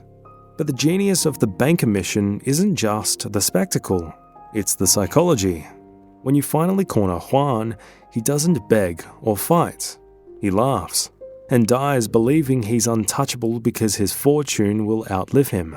Ubisoft writer Corey May later said that this was one of his favourite kills in the series because it was about ideological corruption, not physical evil. It's the moment Ezio realises that Rome itself has become his true enemy. Now, if this Destroy Tower Unlock Economy loop sounds familiar to you, especially coming from an Ubisoft game, it's because this really was the first time they implemented this idea in any one of their games. Then, next with Far Cry 3, this would become a staple of their open world design and would change the industry, honestly, forever. At the time, Ubisoft Montreal called it systematic liberation design, a fancy internal term for what was essentially player-driven reclamation. The idea was to merge narrative progression with world restoration, to make you feel like you were physically taking the city back, piece by piece. Each Borgia tower destroyed didn't just open the map. It symbolically removed corruption, allowing shops, citizens, and guilds to return. It was mechanical storytelling through repetition. Later, the formula was refined, reimagined, and criticized to no end. But its DNA is everywhere. From Horizon Zero Dawn's Tallnecks to Ghost of Tsushima's Outposts, and even The Legend of Zelda Tears of the Kingdom's Sky Towers, the design lineage leads straight back to Rome, 2010. Whether you see it as overused or ingenious, it marked the moment Ubisoft stopped just building worlds, and started teaching the rest of the industry how to structure them. Now, at this point, you can argue whether you love it or hate it, whether it's ruins gaming in open worlds or is actually the best thing to happen to it. That's a different debate for a different time. But if you're looking for one major culprit, it's right here. Now, the title of the game, Brotherhood, isn't just a cool name. The title Assassin's Creed Brotherhood wasn't just branding. It was a declaration of what the franchise was becoming. For the first time, Brotherhood wasn't just a narrative concept. It was a literal mechanic that reshaped how players interacted with the world and with Ezio's legacy. The assassin recruitment system was born from a conversation at Ubisoft Montreal in late 2009, when creative director Patrice Desilets and mission designer Gail Ganessia discussed how Ezio's story needed to grow outward. "We didn't want players to just be the assassin," Desilets explained. "We wanted them to build the assassins." The team created an early prototype called the Summon System, where Ezio could call anonymous NPCs to assist him, initially just as distraction tools during chases. But when the developers realized how empowering it felt to command them, it evolved into a fully fledged recruitment mechanic. Saving a civilian from guards wasn't just side content anymore. It became a personal investment. That NPC could now join your ranks, train under Ezio, and rise in the order. The concept came with an entire management metagame. The Brotherhood contract system, where you send your recruits on missions across Europe, started as a debugging tool to simulate off-screen AI battles. It was only later that producer Jean-Francois Beauvois suggested turning it into an interactive world system, representing Ezio's influence spreading beyond Rome. In gameplay terms, it was a revolution. With a single button, you could summon assassins to rain arrows on enemies, ambush patrols, or pull off cinematic synchronized kills. But behind the scenes, it was complex. Every assassin had procedural animations, weapon preferences, and experience progression. meaning your team slowly evolved over time. The game even stored data on which missions they'd survived or failed, influencing how they behaved when summoned in combat. Ezio's transformation mirrored this mechanic. In Assassin's Creed 2, he was a vengeful youth. In Brotherhood, he became a teacher, a mentor guiding a new generation. Ubisoft Montreal referred to this internally as the HR loop, jokingly describing Ezio as the world's first assassin middle manager. But that lighthearted term hid something deeper. It marked the first time in the series where the player wasn't just part of a legacy, they were actively creating one. The Brotherhood mechanic was so successful that its influence would ripple across the series for years, from Revelation's dens to Unity's online co-op and Syndicate's gang systems. But it all began here with a single call, a whistle that turned one man's mission into a movement. One of the coolest factors about Rome as a setting was that, in the same way we look at ancient cities and their architecture and history through the Animus, Romans living at that time were looking at ancient history themselves, built on the ancient Rome of the powerful Roman Empire. All of the hidden items and collectibles in the game centered around finding artifacts of old Rome, the lairs of Romulus, the armor of Brutus. All of these things are a callback to Rome itself. But the architecture of Rome itself has changed a bit to make the game really feel like a city living through different eras. The architecture of the city is pushed towards the Baroque style, which wouldn't be there for another 2 centuries, but the look of it is what people would recognize as Rome. The big curves and the dramatic facades. The most egregious example of this was the bridge, Ponte Vittorio Emanuele. While the slight exaggerations and subtle tweaks in the architecture were fine, Brotherhood actually fixed an egregious mistake that Assassin's Creed 2 made. When you go to the Vatican section and the final memory of Assassin's Creed 2, you take a look at 2 bridges, Ponte Sant'Angelo leading into Castel Sant'Angelo, and the Ponte Vittorio Emanuele II, which was west of the Ponte Sant'Angelo. Both of these bridges could be seen in Assassin's Creed 2, but the Ponte Emanuele II was missing in Brotherhood. That's because the final memory of Assassin's Creed 2 takes place in 1499, while the Ponte Vittorio Emanuele didn't begin construction until 1886, which is a difference of 387 years, one of the biggest gaps that the game would put in, which Brotherhood was very quick to cover up. Another connection that continues on from Assassin's Creed 2 is Leonardo da Vinci's war machines. Now, a lot of people after Assassin's Creed 2 correctly questions the insane leap in logic that the game took with Leonardo's inventions. While it's always stated that the game is completely science fiction and should be treated as such, people began to question, if Leonardo's flying machine worked that well, why did no one copy it? And to this day, the mystery of Leonardo's inventions and sketches is widely talked about. The inventions seem much ahead of their time, and they seem so close to what we would develop in the modern day, such as tanks and helicopters and Gatling guns. So why weren't they used at the time? Well, Assassin's Creed Brotherhood aims to answer this question while also letting you enjoy ancient versions of these weapons. In the game, Leonardo's designs are in the hands of the Borgia. Due to Leonardo's guilt over these weapon designs, you're tasked with infiltrating each Borgia facility and destroying the machine after using it once. So you get to use a cannon-equipped boat, a tank, a machine gun carriage, and even a primitive bomber. All of these sketches Leonardo made but were never built in his lifetime. The game uses an excellent excuse to let you try them once, while at the same time giving a convenient explanation for why they are no longer accessible in history, even though they exist at the time the game is set. You don't need to know the rumors to feel something's wrong when Lucrezia walks into a room. The silence hangs, the camera lingers too long, and you can tell Ubisoft wanted you uneasy. Her portrayal in Brotherhood is one of the most misunderstood pieces of historical adaptation in the series. While the real Lucrezia Borgia has been painted by centuries of gossip as a femme fatale or a victim of scandal, the developers based her design on actual Renaissance portraiture, particularly Bartolomeo Veneto's portrait of Lucrezia Borgia. Art historians note the same look, the slightly downcast eyes, the poised smile that doesn't quite reach them, a studied ambiguity. Ubisoft Montreal's art director, Raphael Lacoste, confirmed in a 2011 behind-the-scenes feature that Lucrezia's entire model was sculpted from composite references of Veneto, Pinturicchio's Vatican frescoes, and Leonardo's female sketches. The goal wasn't beauty, it was contradiction. Every expression animation was tuned to make the player wonder whether she's sincere or playing everyone in the room. Even the colour palette around her shifts. Her costumes move from ivory and pale gold, purity and divinity, to crimson and black as Cesare's power peaks. It's visual storytelling as psychology. Lucrezia becomes a mirror for the Borgia family's descent, both fragile and complicit. By the time Ezio confronts her in the later sequences, that mask finally cracks. The woman accused her for centuries of being a monster ends up being the only one in the family who seems human. Brotherhood was also revolutionary because it was the first game that introduced online multiplayer. But this online multiplayer isn't just thrown in or tacked on. Rather, it is part of the lore.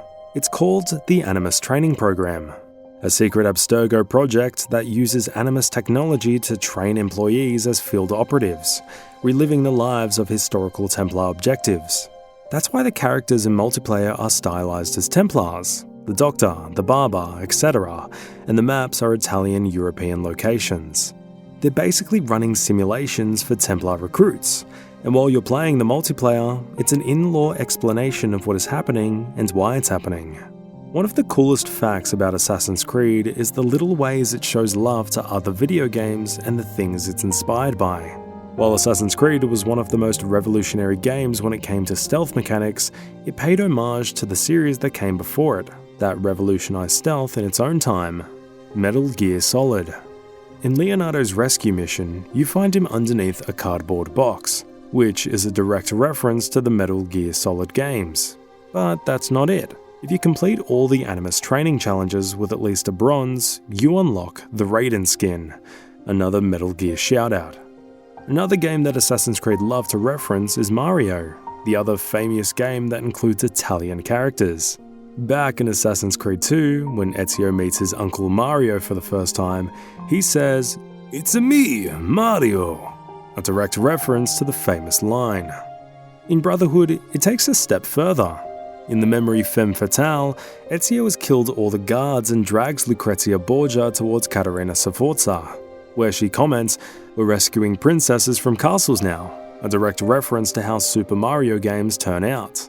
When you finish this, you get the achievement Principessa in un altro castello, which translates into Princess in Another Castle, one of the most famous lines in memes that came from Mario. Like every great game, Assassin's Creed Brotherhood had more ideas than it could ever fit into a single disc. Beneath the cobblestones of Rome lies a forgotten layer of cut content, missing missions, and half-finished mechanics that reveal what Brotherhood could have been. One of the most famous examples is the Vatican Heist, a mission that never made it past early production. According to level designer Alexandre Amancio, this was supposed to be a massive post-game infiltration of the Vatican treasury, a spiritual successor to the vault sequence from Assassin's Creed 2. Ezio would have used forged papal seals and disguises to sneak through secret tunnels leading to an underground catacomb lined with relics from past popes. But Ubisoft Montreal cut the mission when it began overlapping too closely with Revelation's Constantinople design pipeline. The assets were later repurposed for the Da Vinci Disappearance DLC. Another major feature that never made it into the final game was the dynamic economy system. Originally, the economy of Rome was designed to fluctuate based on which districts the player liberated. Shop prices were meant to rise and fall depending on the stability of nearby Borgia influence, with blacksmiths closing or guilds fleeing during unrest. The team scrapped the system late in production because the dynamic data tracking caused memory leaks on last-gen hardware. Traces of this feature still exist in debug menus, labelled marketstate.ai, found years later by modders. There were also entire combat animations that went unused. Animator Simon LeMay described how Ezio's counterkills were supposed to adapt dynamically to his environment, throwing guards into fountains, impaling them on weapon racks, or using environmental props like scaffolding hooks. However, the system conflicted with the game's lock-on targeting and caused unpredictable ragdoll physics. The idea wouldn't be fully realized until Assassin's Creed 3. And then there's the strangest omission of all. the Colosseum interior. While you can climb and explore its outer shell, the dev team had originally built a fully explorable underground arena meant for a hidden gladiator memory. According to early art leaks and archived production notes, Ezio was to infiltrate an illegal fighting ring run by Templar nobles, where the audience wore masks resembling Roman gods. The level was cut for pacing reasons, but the interior geometry still exists in the files. Incomplete, but hauntingly detailed. These lost fragments paint a picture of just how ambitious Brotherhood really was. Ubisoft Montreal built Rome as a living organism, and in the process, left fossils of their imagination behind. Even in its missing pieces, Brotherhood remains one of the most complete worlds ever built, proof that sometimes what you don't see tells you more about a game than what you do see. Then came Assassin's Creed Revelations, which was only developed in 11 months, another sequel in the Ezio trilogy and a wild one. The game started its life as a Nintendo 3DS game called Assassin's Creed Lost Legacy, which was about Ezio traveling east to Masyaf and discovering the origins of the Brotherhood. They even announced it at Nintendo's E3 2010 conference, but Lost Legacy was quietly cancelled. Ubisoft liked the idea, so they upscaled it into a full console game, and the concept of old Ezio going to Masyaf became the premise of Revelation's story. While the main chunk was still handled by Ubisoft Montreal, it was a huge co-production with places like Annecy, Budapest, Masyaf as a setting, Quebec, and Singapore all chiming in. Reportedly, the game was created in only 11 months, which is insane considering the size and scope of Constantinople, aka Istanbul in the game, which explains a lot of odd decisions and mismatched mechanics, which we will get into later. Constantinople was the perfect setting for an Assassin's Creed game, and if there was one city to choose in the Renaissance era, it was Constantinople. The biggest and most important, and as the creative director described it, the New York City of the Renaissance. What was also incredible about Constantinople is that, unlike other cities in the series, this was not an entirely flat city. In fact, the design team treated the city as 85% slopes, which worked incredibly well with the new systems they introduced, such as the Hookblade and so many ziplines. They designed an entire city based on that mechanic. Never one to skimp on accuracy and detail, Ubisoft really put their heart and soul into making sure a city feels alive. That's why they sent teams to Istanbul twice. Not only to photograph landmarks like Hagia Sophia, Galata Tower, and Topkapi Palace, but to record ambient sounds, prayers, market noise, street bustle, so it really feels like you're walking in the city rather than just playing it. The Hookblade was the newest shiny toy in Assassin's Creed lore, and it made sense. At this point, the parkour and the gameplay were getting a bit stale, so introducing something new was completely within the norm. But what if I told you there's an in-game lore reason why Ezio is using a mobility hook? The answer is because he's slow, because he's old, and they didn't want a game where you played like an old slow man. So they gave him the Hookblade, which is a mobility buff. Ubisoft claims that it made navigation about 30% faster, and they designed the entirety of Istanbul around this concept. Now, whether the Hookblade really worked well within the core mechanics of the game and how the parkour changed over the course of the series is a debate to have for another time. In one of the most artful missions in Assassin's Creed Revelations, you meet a young Suleiman, later known as Suleiman the Magnificent, at his father's court in Constantinople. On the surface, it appears as diplomacy and infiltration, but what you're witnessing is something much deeper. The youngest heir discovering his role in a shifting empire, and Ezio playing his part in a game of crowns and shadows. Within this mission, the developers build tension between identity and expectation. Suleiman introduces himself as a simple student, masking the heir apparent beneath humility, a historical nod to how he truly operated. On the gameplay side, the environment is a masquerade. Masked nobles, ornate halls, hidden vendettas. You're moving through beauty, but you're playing in deception. The dev team intentionally blended political intrigue with the stealth mechanics. Guards don't just patrol, they negotiate, whisper, and watch. Here's an interesting tidbit often missed.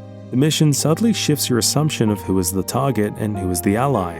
A guard you assume is friendly actually betrays you. A noble you ignore ends up holding vital information. It's a nod to the idea that power often hides behind ceremony. Including this fact matters because it shows how Revelations didn't just build big open worlds, it built stories of power and legacy within those worlds. The mission expanded the series' scope from rooftops to royal courts. Alongside Revelations, Ubisoft helped release something called the Assassin's Creed Encyclopedia.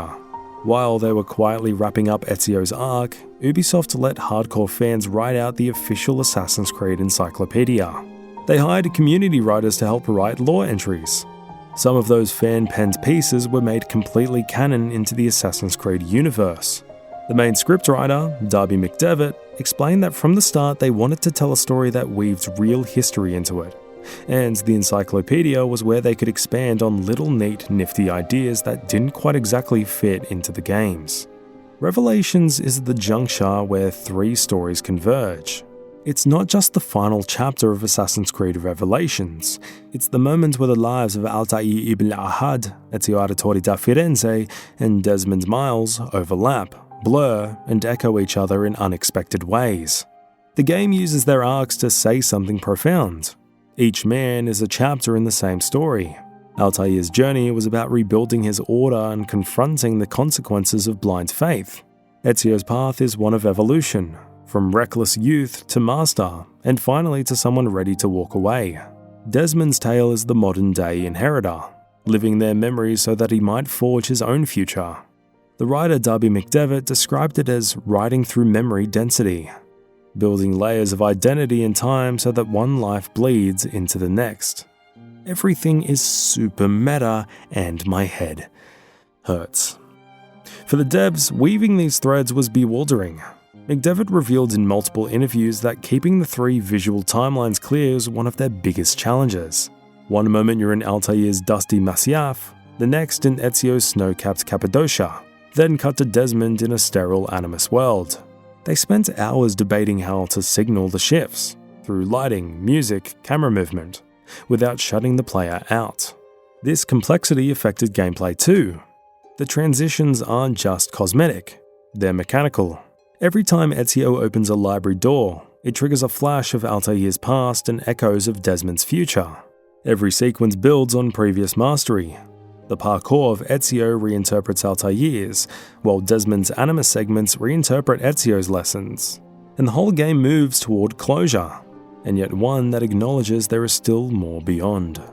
Revelations treats history not as a closed book, but as a layering of memory, identity, and legacy. And in doing so, it asks the player, which life are you living? Speaking of past being alive and intersecting, did you know that the Yerubatan cistern in Assassin's Creed Revelations wasn't just a level? It was a metaphor for how civilizations bury their own memories. Beneath the shining spires of Constantinople lies the Yerubatan cistern, one of the most atmospheric locations in Assassin's Creed Revelations. It's not just another stealth mission, it's the game's heart in microcosm, a descent into the literal and symbolic underworld of forgotten civilizations. The mission throws you into the Byzantine remains buried under the Ottoman streets, a physical reminder of how history keeps rewriting itself while never truly erasing the past. Ubisoft's designers said they chose the cistern because it embodied the theme of living within past lives, something Revelations was built around. The idea that Ezio, Altair, and even Desmond are ghosts walking through ruins of their own legacies. In gameplay terms, the Yerubatan mission reimagines parkour as archaeology. Every ledge you grab, and every reflection on the water reminds you that you're trespassing through memory, through a civilization layered over another. The lighting, dim and soaked in amber, was designed to resemble memory decay, fading from Ottoman glow to Byzantine blue the deeper you go. What makes this level special is how it carries forward Brotherhood's obsession with uncovering buried truths. Just as Rome had its underground catacombs filled with bones of empire, the cistern represents that same continuity. The assassin's belief that to understand the future, you must walk through the past. The devs even hid subtle visual callbacks, Byzantine crosses etched into columns half covered by Ottoman mosaics, small reminders that conquest never truly wipes history clean. You're not just sneaking through a city, you're sneaking through time. And when Ezio finally emerges, dripping and exhausted, you realize the message isn't just about history, it's about identity. Every assassin lives inside another's shadow, and the only way to move forward is to dig deeper. When Ubisoft Montreal began planning Assassin's Creed Revelations, they faced a creative dilemma. Ezio Auditore had done everything a Renaissance hero could possibly do. He'd fought popes, dismantled empires, and led armies. His arc had been fire and fury, vengeance and control. What was left for him except peace? That's where Sophia Sartor entered the story. She wasn't a random love interest conjured to soften Ezio's edges. Sophia was carefully designed to be the final chapter in his evolution. The moment when an assassin obsessed with purpose finally learns how to live for himself. Sophia's roots lie in history. She was loosely inspired by a real Venetian-born Greek painter and scholar of the same name, who lived in Constantinople in the early 1500s. Ubisoft's team found her name in archival records of expatriate Venetian artists working under Ottoman patronage, and built their character from that kernel of authenticity. As Matthew Miller's Assassin's Creed: The Complete Visual History notes, Sophia's background as a Venetian artist in Istanbul was drawn from records of Italian intellectuals who fled westward politics for the Ottoman Empire's flourishing cultural scene. The setting was no accident. Constantinople, the meeting point of Europe and Asia, was the perfect mirror for Ezio's own life between worlds, between the assassin and the man, between faith and reason, between Altair's legacy and Desmond's destiny. Sophia's shop stands quite literally at that crossroads. Sophia was conceived as the embodiment of Renaissance humanism, a woman who represents curiosity instead of combat. Ezio has met powerful women before, Mick Devitt said in Ubisoft's 2011 Characters of Revelations developer diary, but Sophia is the first who doesn't need him. She's not impressed by his legend. She's more interested in what's in his mind than what's on his blade. Creative director Alexandre Amancio described her as Ezio's mirror, the scholar to his soldier, the thinker to his fighter. Her bookshop was chosen as her base for a reason. It's a neutral ground in a city built on politics, symbolizing the moment Ezio stops fighting for sides and starts searching for meaning. The shop's location, between the Scholars District and the Artisan Quarter, was chosen to physically represent his transition from assassin to philosopher. Concept artist Jeff Simpson and art director Raphael Lacoste designed her look as a cultural hybrid, much like the city itself. Her robes mix Venetian silks with Ottoman embroidery, and her accessories are inspired by 16th century Levantine craftsmanship. Lacoste even commented that they wanted her to look like she belonged in both worlds. The animators gave her a grounded, deliberate gait, contrasting with Ezio's restless energy. As Lacoste put it, she moves as if she knows where she belongs. Ezio moves as if he's still searching. In The Guardian's 2011 interview, Amancio describes Sophia as the human closure to Ezio's story. We wanted him to fall in love, not with another assassin or a mission, but with the world again. Sophia was a way to give him back curiosity. Her name, Sophia, literally means wisdom. That was deliberate. Ubisoft's writers wanted the last lesson Ezio learns to come not from the Apple of Eden, but from a woman who embodies what he's been missing: peace through understanding. In her letters, which players can read in-game, she describes him as a man trapped by his own story, calling him un uomo tra due mondi, a man between two worlds. It's the entire theme of Revelations, spoken by the only person who sees Ezio as something more than a legend. Behind the scenes, Sophia's character went through several rewrites. McDevitt revealed in his 2013 Reddit AMA that early drafts portrayed her as a Templar sympathizer, meant to test Ezio's loyalty one final time. But that idea was scrapped because it felt cynical. Ezio's final story needed love, not betrayal, McDevitt explained. He'd earned a moment of peace. Another cut sequence, shown in the Art of Assassin's Creed Revelations, had Ezio defending Sophia's printing press from the Ottoman censors, an allegory for the assassin defenses of free knowledge. The mission was fully storyboarded but removed for pacing reasons. The props still exist in her shop interior. Sophia's likeness was modelled using Renaissance portraits as references, blending Venetian facial proportions with subtle Greek influences. Her motion capture was performed by Anna Tuveri, who gave the character her calm, poised demeanour. Someone who disarms Ezio not with weapons, but with reason. Sophia's importance goes beyond revelations. According to the Assassin's Creed Encyclopedia, she later becomes Sophia Auditore, wife of Ezio and mother to Flavia Marcello Auditore, the ancestors of Desmond Miles. Her wisdom doesn't just redeem Ezio's story, it literally carries the lineage forward. In that sense, she's not a supporting character, but the bridge between every assassin era that follows.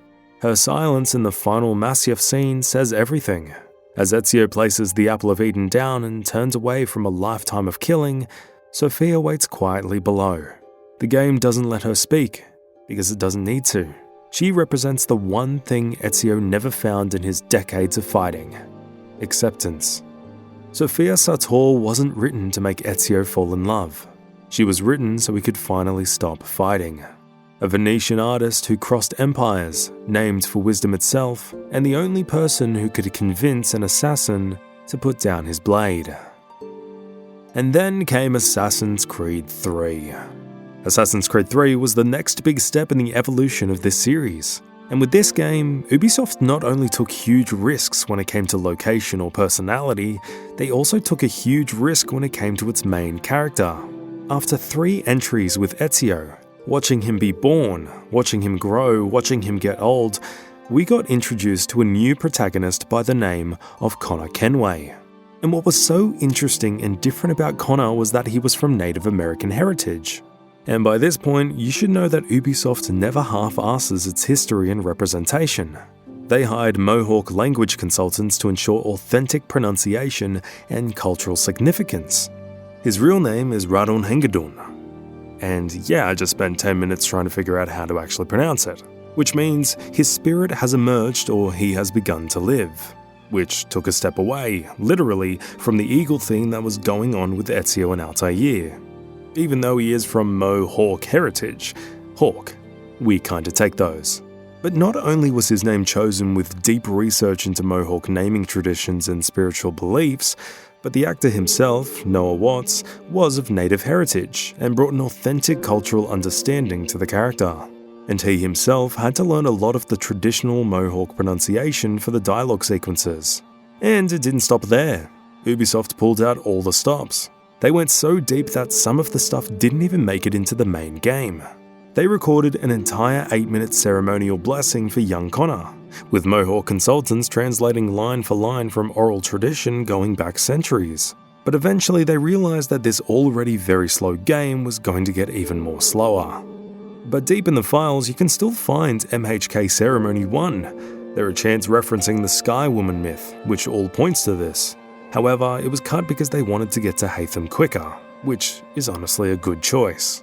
Ubisoft Montreal had a completely new toy to fully realize their dream, called Anvil Next, and with it came a new idea for the game's core mechanic: parkour in trees. But before they even made a single city, they made an entire branch town. Now, let me explain. They introduced the first realistic tree climbing mechanic in gaming, based on extensive research on how humans actually navigate forest environments. And the Anvil Next engine was the exact thing to go 100% into that accuracy. They even studied how different tree species had different climbing properties. Oak branches were sturdier than pine, bark texture affected grip, seasonal changes influenced route availability. Moreover, Connor's tree-to-tree navigation reflected authentic Native American forest travel techniques, so it made sense that this would be the first game to introduce it. But it wasn't just that.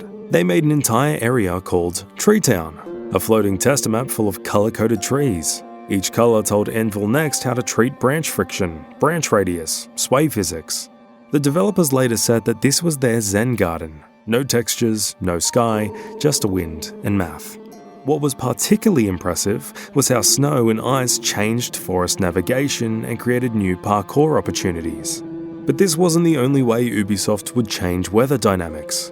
Remember when I said back in Assassin's Creed 1 that they fundamentally shifted the way NPC AI systems behaved in games? Well, they did it again, this time with a revolutionary idea of how NPCs behave differently according to the season. In this game, throughout, in every corner, as it shifts from season to season, you will see NPC behavior change based on weather conditions, time of the year. During winters, the colonists would huddle around fires, shop for warmer clothes, discuss weather-related concerns. Animals hibernated, migrated according to realistic patterns.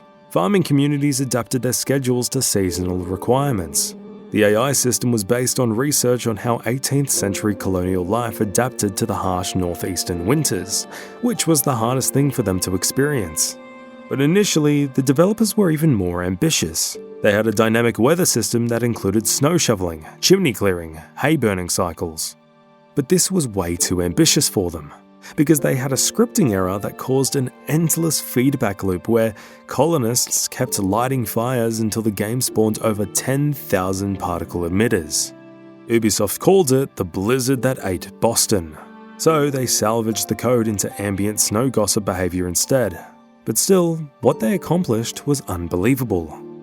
Did you know that Assassin's Creed 3 was designed so its two main cities, Boston and New York, would feel like opposing ideologies? Ubisoft Montreal didn't just build two urban maps, they built two competing political moods. Boston, the cradle of revolution, was deliberately made chaotic. Streets were narrow, crowded and uneven. Market stalls blocked alleys. NPCs were packed tightly together, yelling, arguing, living in that simmering tension that would eventually boil into open rebellion. Art director Stephen Masters explained that Boston was designed to breathe unrest. Everything from the street clutter to the soundscape was chosen to make you feel like the city is on edge. New York, on the other hand, was built as the perfect counterpoint, colder, cleaner, and more geometrically rigid. After the Great Fire of 1776, the devs actually modelled parts of the city with charred ruins, reconstruction sites, and heavy British presence. They even changed the AI patrol patterns. British guards were everywhere, standing in neat formations to symbolise control and oppression. Lighting played an enormous part in driving this contrast. Boston used warm sunlight tones and muted earth palettes, yellows, reds, and dusty browns, reflecting revolution and chaos. New York's palette was pale grey and cold blue, with sharper shadows and diffused fog, inspired by industrial-era lithographs and the writings of 18th century travellers describing its smoky foreign air. Propaganda posters and crowd chatter completed the immersion. In Boston, walls were filled with revolutionary leaflets, no taxation without representation signs, and crowds chanting against the crown. In New York, you'd find British recruitment posters and shopkeepers quietly watching as soldiers marched by. Ubisoft intentionally used this contrast to give you two emotional experiences. One city where revolution was being born, and another where the Empire was trying to hold on. Together, they represented the ideological struggle at the heart of Assassin's Creed 3. Freedom versus order, rebellion versus control. You weren't just moving between two cities. You were walking between two visions of civilization. Assassin's Creed 3 blew our mind with large-scale battles, but in one of the coolest parts of the game that no one can deny, we are dropped into the real-life Battle of Bunker Hill. But what most people don't know is that it includes accurate troop formations, weapon capabilities, and tactical decisions that actually happened in the Revolutionary War. All of the formations, the way the British and the Continental armies moved, uniforms, weapons, and fighting techniques all were done through extensive research by military historians. But what's furthermore is something that was also lost deep in the files. Originally, you would march from Cambridge with hundreds of militia NPCs while drums sync to the animation beats per minute. You can find placeholder audio files of fights and marching orders in battle.bh.prolog.fsb.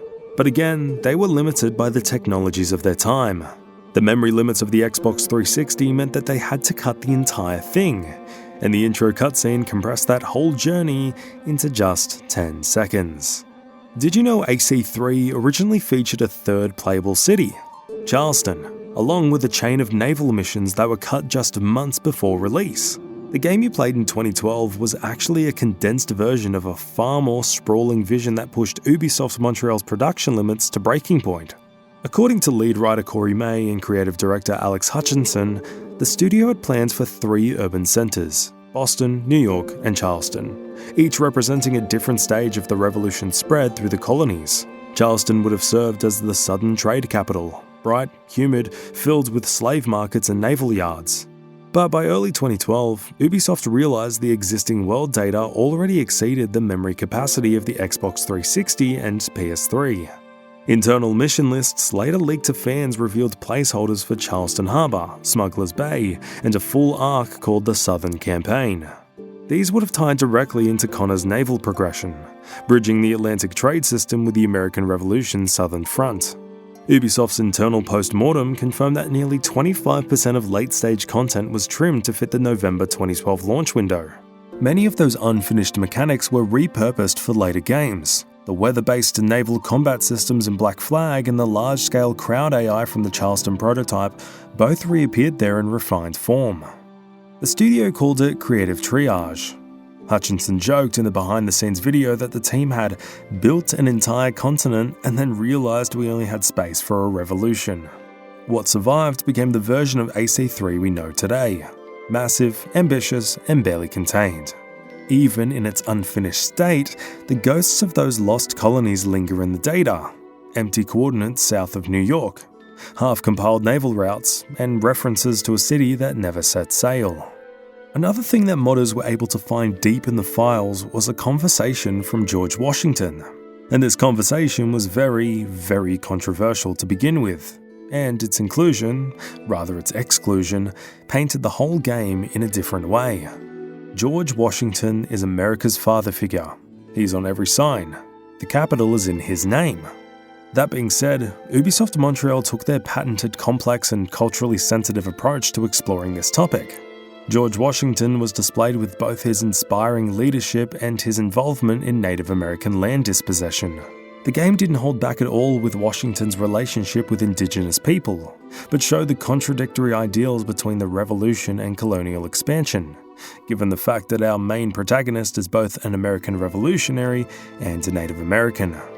This caused quite a ruffle on both sides, but initially they wanted Washington to come across a bit softer. They recorded a conversation which had Washington apologizing to Connor for torching the Mohawk village, saying that history will forget your pain, I will not. Connor's childhood village is one of the most authentic representations of Native American culture, but hides a very clever Easter egg.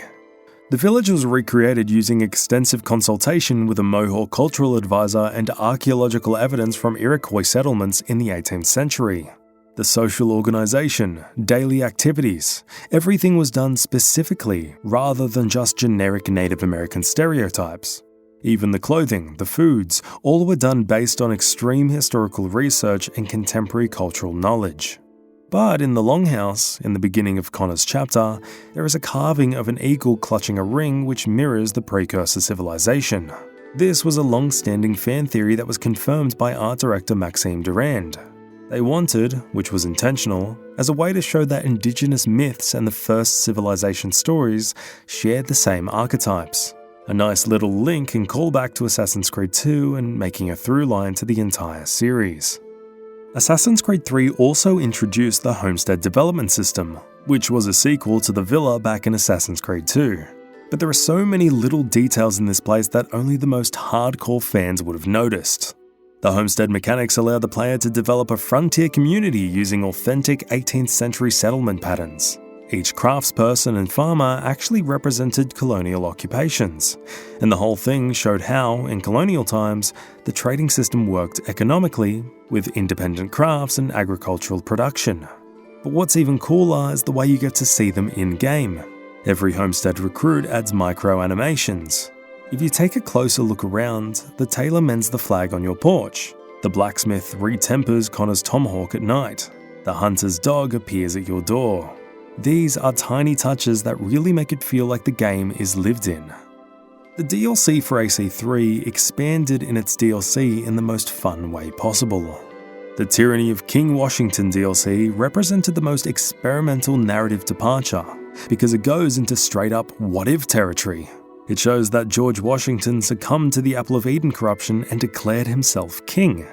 But this wasn't some random fantasy, but it was based on actual historical concerns that Washington might seek monarchical power after the Revolution. Now, they did admit they went a bit crazy with the creative freedom, including hallucinogenic tea powers, supernatural abilities, and completely altered American history. But it's not without its basis. There were 3 separate occasions with people such as the Newburgh Conspiracy where John Armstrong said that it was impossible that they would not declare him king. Then there was also monarchy letters from British loyalist Horace Walpole in 1784 that Washington would surely be king. But all of that ended when Washington stepped down after his second reign, basically a move to all future American presidents that this would not turn into a monarchy. Another one of the biggest departure in these games was going to the colonial cities. Now, most fans who knew Assassin's Creed for its incredible sandbox of historical cities, like being transported and how integral the role of parkour was in these games, felt a little peeved, but the directors knew this. When the game launched in 2012, many longtime players complained that Boston and New York felt too flat, too structured compared to Florence or Constantinople. Gone were the cathedrals, bell towers, and palace rooftops that made vertical parkour exhilarating. Instead, players found themselves vaulting over fences, scaling trees, and running through snow. For fans used to leaping across Renaissance skylines, this felt like a downgrade. But the decision was deliberate. Creative director Alex Hutchinson and animation lead Jonathan Cooper later explained that Assassin's Creed 3 was built from scratch on a new Anvil Next engine, and that the design team treated it like a new IP. They wanted the frontier, not the city, to be the main character.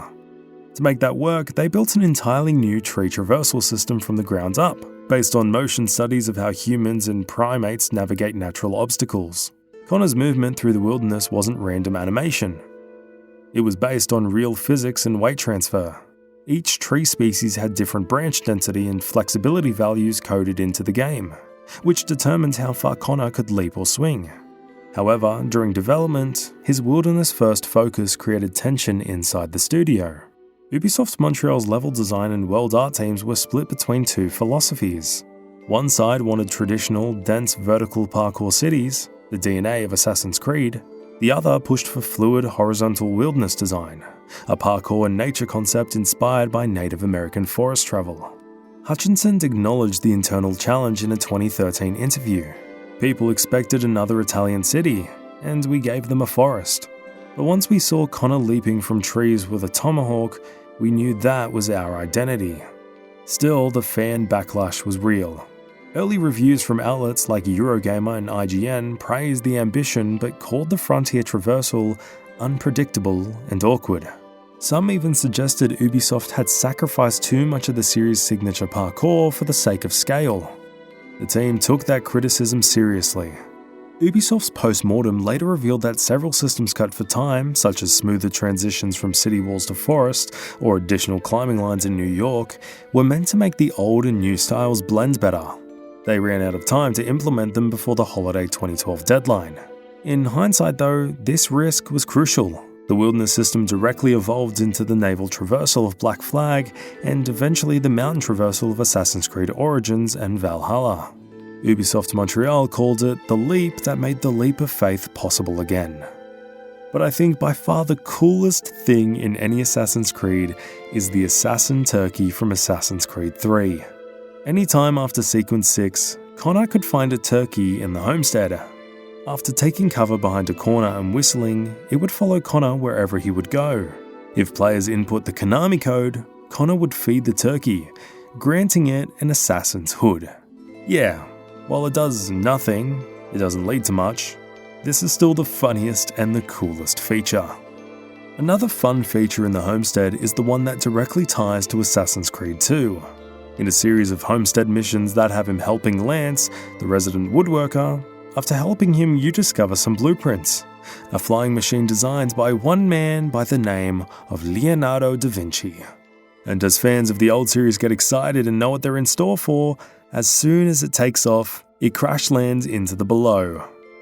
Honestly, I like the way they went about it, because it would have been tired to repeat this trend twice.